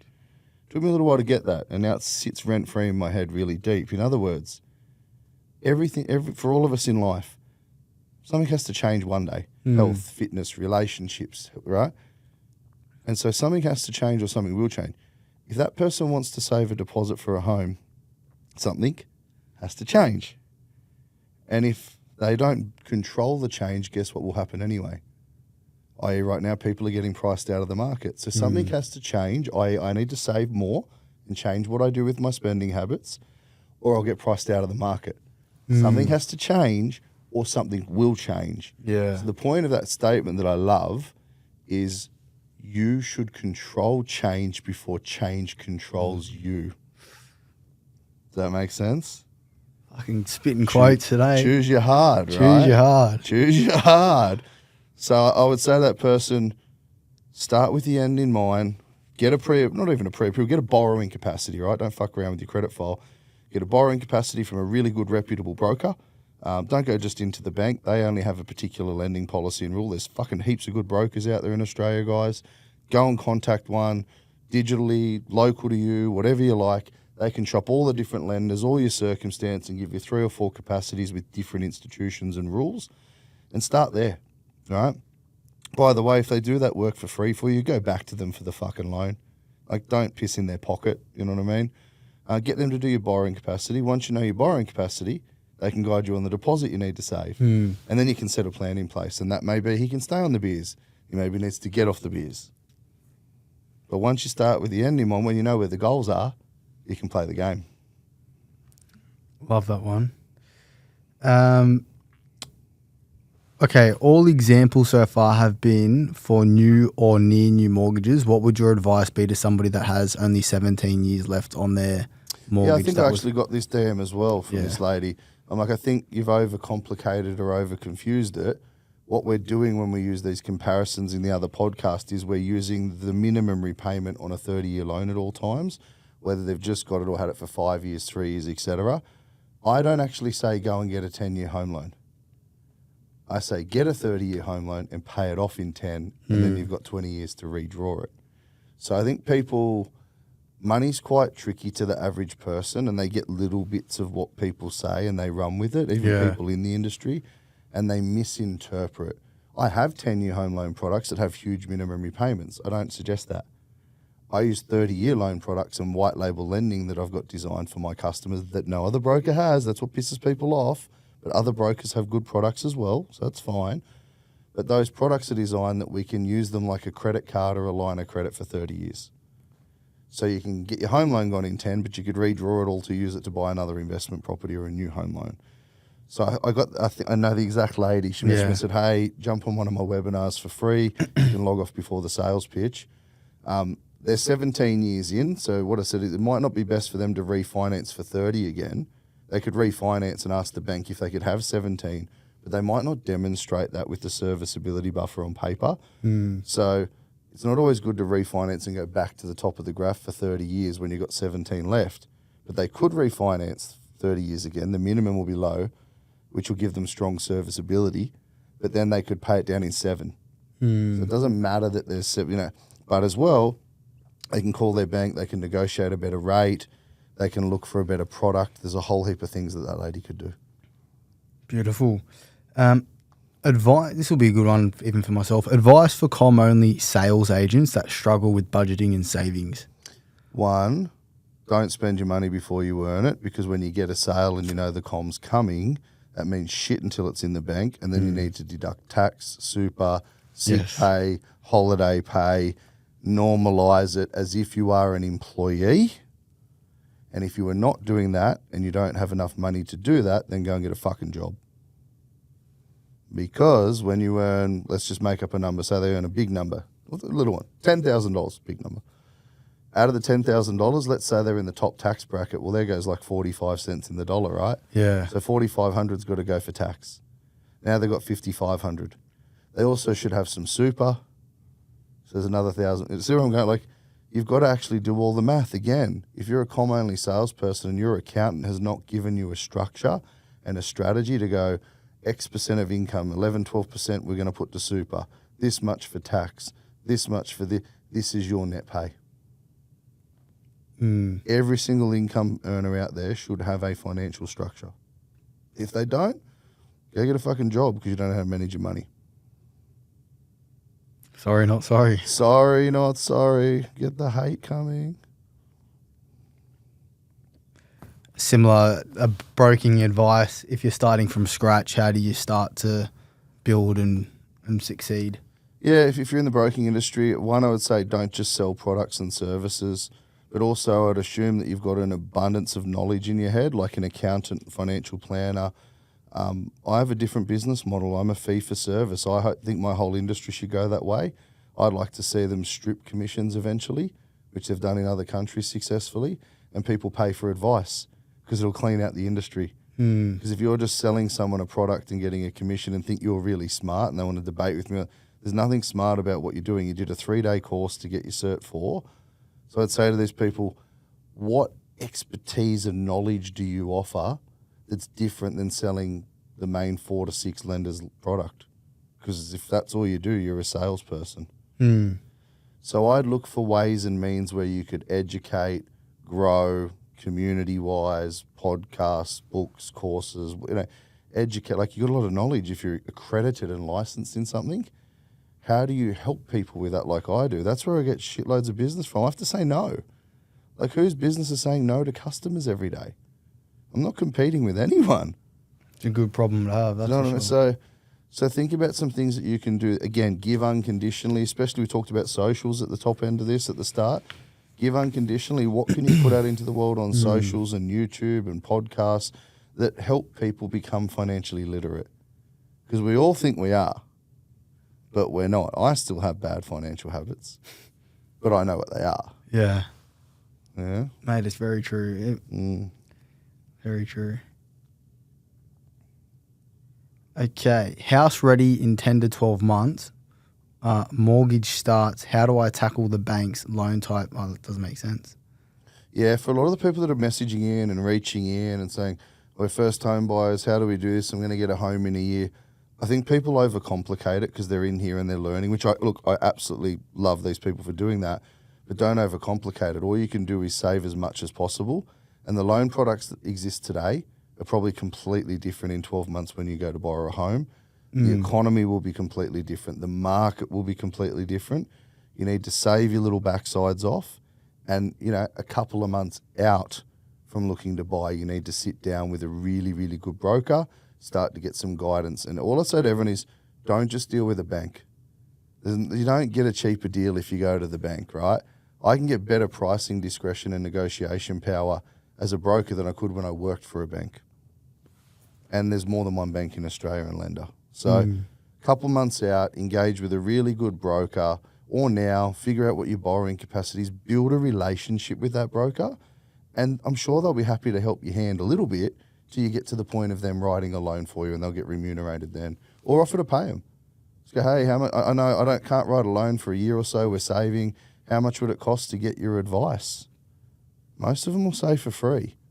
Then if they realise they can't do anything with you for a year, maybe there is a charge if you want them to give you some information and some professional services.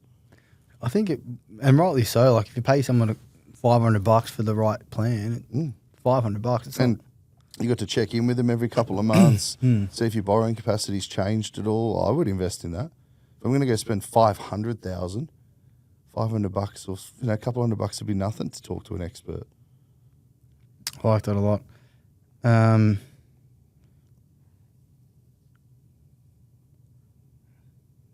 A lot of these we've kind of answered. Probably should check some of mine as well because I got absolutely peppered with some of mine.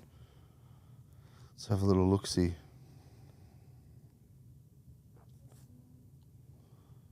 Oh, you guys have got heaps more than me. Heaps. I can answer one that I've got. So the team have filed all of these for me. Guys, and thank you to all the people that are saying thank you and moving money around and finding their leaky buckets and FTB. One of the main ones I get is like trying to get my help. So just to clarify at the end of this, Oh yeah. I don't do inquiries. I don't take clients. People see all my content. I do heaps of videos, heaps of reels. Most Tuesday nights, the guys have shared the link as well. I do free educational Zooms, like webinars on Zoom. They're free. They're live. They change each week slightly. I tell you at the beginning there's a sales pitch at the end, but that's the only way to work with me, the only way. I get sometimes 4,000 or 5,000 typically register. I get from 1,500 to 2,000, 3,000 people on a Tuesday night, which is insane in the Australian finance space every Tuesday night, right? And then I teach you a whole heap of shit, but you get all the messages. People can execute instantly that night and the next day and clean up their finances for free. Then if you're interested, I do a sales pitch at the end, and you can pay and come and spend 2 days with myself, an economist, a financial planner, an accountant, an asset finance expert. Like I literally bring in over 2 days on Zoom a team of experts, and you do it from home in your pajamas on the couch. And that is a life-changing program, and they all have money-back guarantees. All of them have zero risk to the consumer to overcome Australia's tall poppy syndrome. So where can you get 2 days with an economist that would charge 5, 10, 20 grand to speak at a big event somewhere, a financial planner, an accountant, myself. Like you get all of that risk-free, because if we don't give you a particular saving, you get a full refund. So I love when people go, it's too good to be true, scam, rort, this, that. And I'm like, enjoy being broke forever, fuckwit. Well, you don't know what you don't know. Like everyone's such an expert in Australia. At some point we've got to grow up and have a crack or be broke. So look, I'm not for everyone. I don't need to be. I get a couple of thousand people every Tuesday tuning in, and out of that, I usually get 400 or 500 messages by the time I wake up the next morning saying thank you. Hey, I feel good about myself. There's some of the messages like, who hurt you, bro? I'm providing a service, whether I get paid or not. So some of those messages, guys, every now and then I do Q&As by demand on Instagram and all that sort of stuff. But the only way to get my help is try the free webinar, learn. If you love what I teach and you see value in it, you can do my course. From the course, I then take client applications. But I decline about 40% of the people that apply. Wow, you decline 40%. About 40%. What would be one reason why you decline someone? Shit human being. I used to be one, so I know one. Takes one to know one. Now, if they're a bad human being, also a lot of people don't want advice. They want the shortcut. Yeah. Now, there's no get-rich-quick scheme, so I like to provide the education and the knowledge and the information they can execute themselves, or they can pay to have it underwritten and insured and done. But if we're doing for you, we're going to give you the written advice and do. If you're not prepared to do, that's a waste of time. So what do we do now? Like, I don't want to keep your money. I don't want to waste your time, but I'm not going to waste my time. I'm still a business at the end of the day, no matter what I do for free. So the big thing I'd say, that happy to help as much as possible. I put a shitload of free content on my YouTube channel, all of my socials, free webinars. But outside of that, I can't help you unless I know your individual circumstances and you apply to become a client. But I'm not out there desperately waiting for someone to book a meeting with me and have a chat. It's quite the opposite. I can't do chats. So, but it's a good position to be in.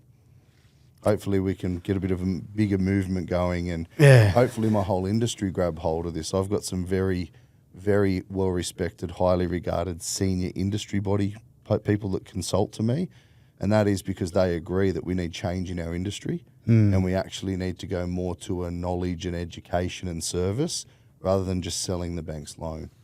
So that's a big thing I'm working on this year. Big thing. But mate, that was the main one I had over and over and over again. So. We get heaps of it. It's a simple one, but people are stuck on the idea of debt recycling and how you use equity to buy multiple properties. Can you just, for the person that's got no idea, how does debt recycling work? And yeah, look, I've got a couple of YouTubes and whiteboards on this. People can find on my socials as well. Some people explain this very poorly in the industry. I've seen a few videos pop up and get pulled down, and they were all wrong. I would say to people, very simply, a loan is a loan. What you do with the funds lent determines. If you bought a house, it's a home loan, like a home. If you bought a car, it's really a car loan secured by your home.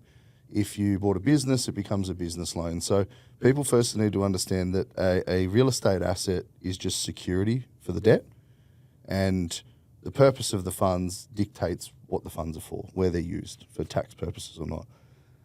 When you pay down a loan facility and it's extinguished, if it was a home loan, that means there is no home loan right now. If it's an investment loan and it's reported to the ATO, that means there's no investment loan right now. But you still have a loan account. It has an account number, it has a limit and a balance. So just in simplicity, you can recycle that loan facility. I won't get into the full details, but you can use that loan facility again for a new purpose. In other words, the bottle that you destroy, you can recycle and make a plate, a cup, another bottle. All right, just a simplicity. There's a better definition, but I'll just keep it simple for now. So the first thing I help with my clients do is when they pay down their home loan and they have equity or redraw, we redraw that. We make it a new separate loan split called investment loan, interest only, and they use that with the financial planner to invest or real estate, etc. And it becomes tax deductible interest. That's the layman's basic version, right? It doesn't need to be more complicated than that. There is a big problem in the industry and social media of professed gurus where people are like, no, and it's on one of our reels, you draw the equity of your home and you put it over there and da-da-da. Once you pay your home off, your home loan's gone, right? Same as on an investment loan. Drawing equity versus cold hard cash, they are not the same thing. Cash has been taxed. It is not tax deductible. Go study Robert Kiyosaki. Debt is tax deductible. I can borrow millions and millions of dollars and pay no tax on it. I get a tax deduction. A lot of people, even people that own 3, 4, 5 properties, don't understand this. So I would say to people, just be careful where you're getting your information and knowledge from to make sure that it's accurate, because there's some really great content out there. There's some content that maybe is good but hasn't been explained very well. I'd always say that if it involves tax, go back to your accountant. They're usually conservative by nature, but validate the content with your accountant, or validate it by a couple of other pieces of content or some quick research on the ATO's website, on a big accounting firm's website. They have a lot of blogs. Maybe go through 3 or 4 blogs or websites and check that these 4 all say the same thing, but the person I'm watching on TikTok or fucking Snapchat or Facebook, like it's different, you know what I mean? Just make sure that you dot I's and cross T's before you look at executing financial strategies. Yeah. And on that, like, should you pay off your home first before getting investment property? Can you just talk about Absolutely not. So the market waits for no one. You see this on my Instagram nearly every day. I put up a graph from Doc Wilson. The market doesn't wait for you. So while you're paying down only $8,000 to $12,000 a year of principal for 20, 30 years, your property values typically doubled or increased substantially. So the best time to buy an investment property was yesterday.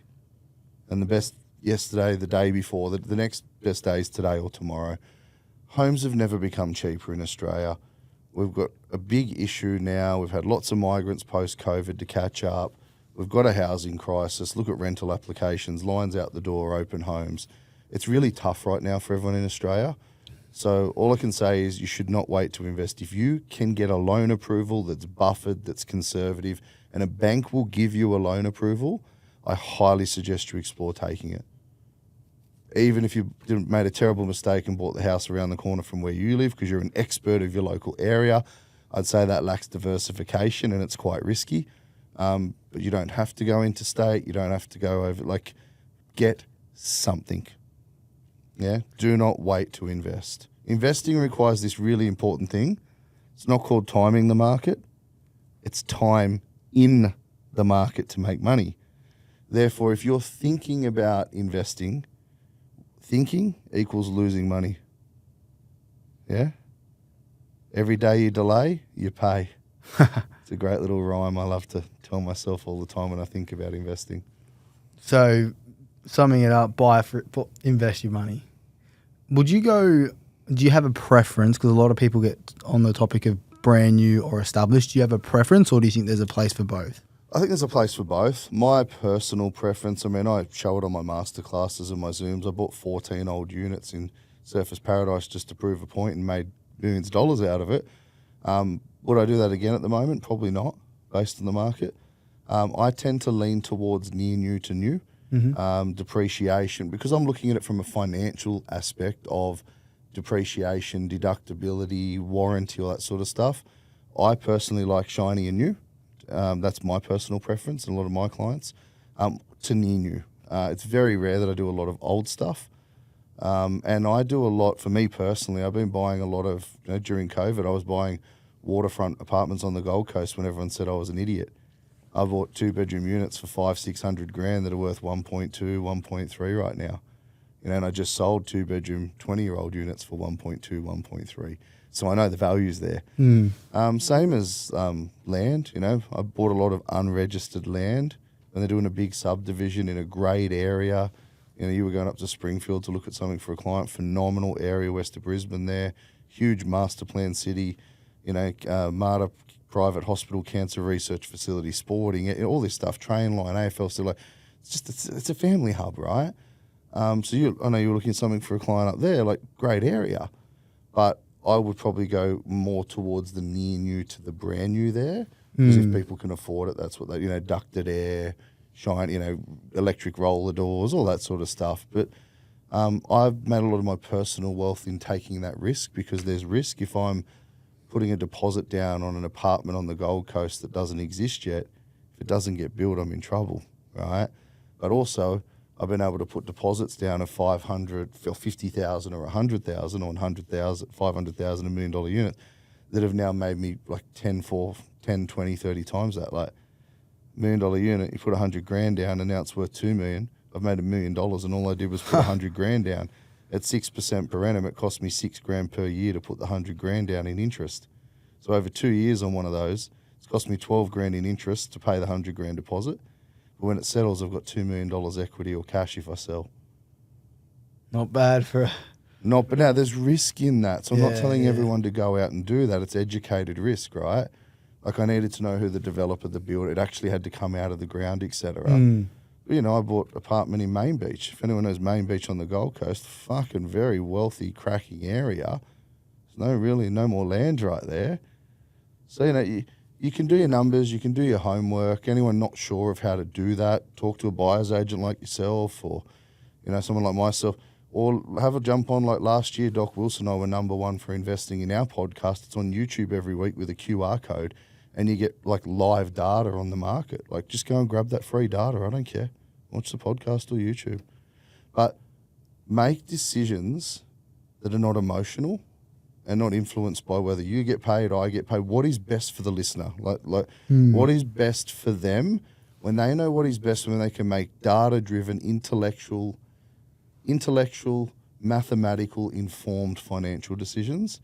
Doesn't matter what any advisor or someone getting paid said, but you've also got to have the knowledge. And some of them might take 3 weeks, 6 weeks, 6 months to get enough intellect and enough experience in trying to understand investing. Yeah. I don't think people should invest until they get knowledge. Yeah, because trust is something that's formed. Knowledge will help with trust with an advisor or without an advisor. So I'd say to everyone tuning in, do the research, take a scientific data-driven approach, but not analysis paralysis, because every day you delay, you pay more, because houses aren't getting any cheaper. Houses aren't getting any cheaper. Well, we don't have enough of them. Mate, that was really good. I think we might pause there. Yep. Is there anything, do you want to keep going or pause at that? No, I think we've probably got a couple of hours there. Yeah. That's pretty good. So I think I'll remind them. So I'll just jump in and say, hey, I just want to remind everyone about the 20 grand. Now this is getting published, blah, blah, blah. I think I said I'll take 21 to 30 days to judge it all. Outside of that, guys, make sure you're subscribing to the boys, follow them. If we get enough popular demand and we didn't cover enough of your questions, maybe we can do a couple more, guys, whatever we want to do. Maybe it sounds, at the moment, it feels like it's a running fortnightly or weekly session or monthly session. Yeah, giveaway ends 30 days after this is posted. Okay, yeah. 30 days from when they're listening. Sweet. So I'll just jump in and go, hey, Matt, just want to cut off, sorry. Like, Yep. because you go, oh, that was pretty good. And That was I'm just really going good. to cut in now when they edit it. Perfect. Hey, I just want to remind everyone of this. You know, crazy, I know, but I just want to see people learning every day. It fills me up. Like the DMs and the messages, like that's what gets me going. That helps me get out of bed every day. So hence the 20 grand. And remember, if you're on, so we'll just go through that. Perfect. All right, boys. Well, I guess that's it for now, maybe. Well, mate, that was really good. I think that's it for now. We won't. I think with finance and the topic can be a lot for people to digest in big sittings. So we'll definitely be around for more sessions. And can I to just come. jump in, boys, and say, remember, please, just very quickly, because I'm giving away the 20 grand if you're under a rock or you're not aware. And if you're on private, please come off or send us the screenshots at least in the DM so we can reshare. Everyone knows the drill. They can go back and find the reel, but there's 4 episodes. Check, it starts at 60, it ends at 69. Watch all 4 individual posts. Tag myself, both sides, Kev, Dan, Graeme, Instagram preferably, TikTok, Facebase, whatever. 30 days from this being published, everyone will see it published, episode 69, both sides. 30 days after, I'll have judged that, and one lucky or couple, somebody is going to win $20,000 cold hard Holy cash. smokes, So, $20 cash. $20, yeah, 20 Has bucks anyone cash ever off the done that? mug. That's insane. Yeah, it's bad as you got to earn 40 to pay 20 in the top tax bracket. So, Jeez. but hey, look, I'm really pumped for somebody. I can see a lot of them coming through. There's some funny ones. There's some really deep, emotional ones. So I just want to thank everyone that is learning and thank you for the messages of appreciation. I don't know about you, but I thank love you guys. like Yeah. the dumbass comments and the gurus. I ignore now because there's hundreds of people. It's like when there's thousands and hundreds of people saying thank you, sending screenshots that they're 7 years ahead of their mortgage is one I've got a couple of times, which is a weird number, but it's like that erodes some dickhead in the comment saying, hey, no, this is wrong, you should do this. Well, it's not wrong because this person just proved it. So I just want to thank all of you who are tuning in regularly, sharing the learnings. Thanks to the boys if we don't do any more, but I'm sure we're probably going to do a couple more of these. But thanks to you guys for inviting me Thank initially you. and blowing us up and yourselves. And there's some really good content you guys are doing, so keep doing it. You know, you're doing Thanks, a really mate. good service for everyone. And maybe we'll do this again. We will. We're definitely going to Maybe. do it again. We'll see by popular demand. Shit. We'll Sorry. see, maybe by popular demand. We'll, I think so too. we'll see what happens. But mate, really appreciate it. You've been a blessing and someone that's skyrocketed one of our dreams to become a reality. So, Appreciate it. mate, you've gone Thanks. above and beyond. Thanks to Jules for the candle. It was a lovely present. So thanks, Jules. Thanks, Jules. Appreciate it. Thanks, guys.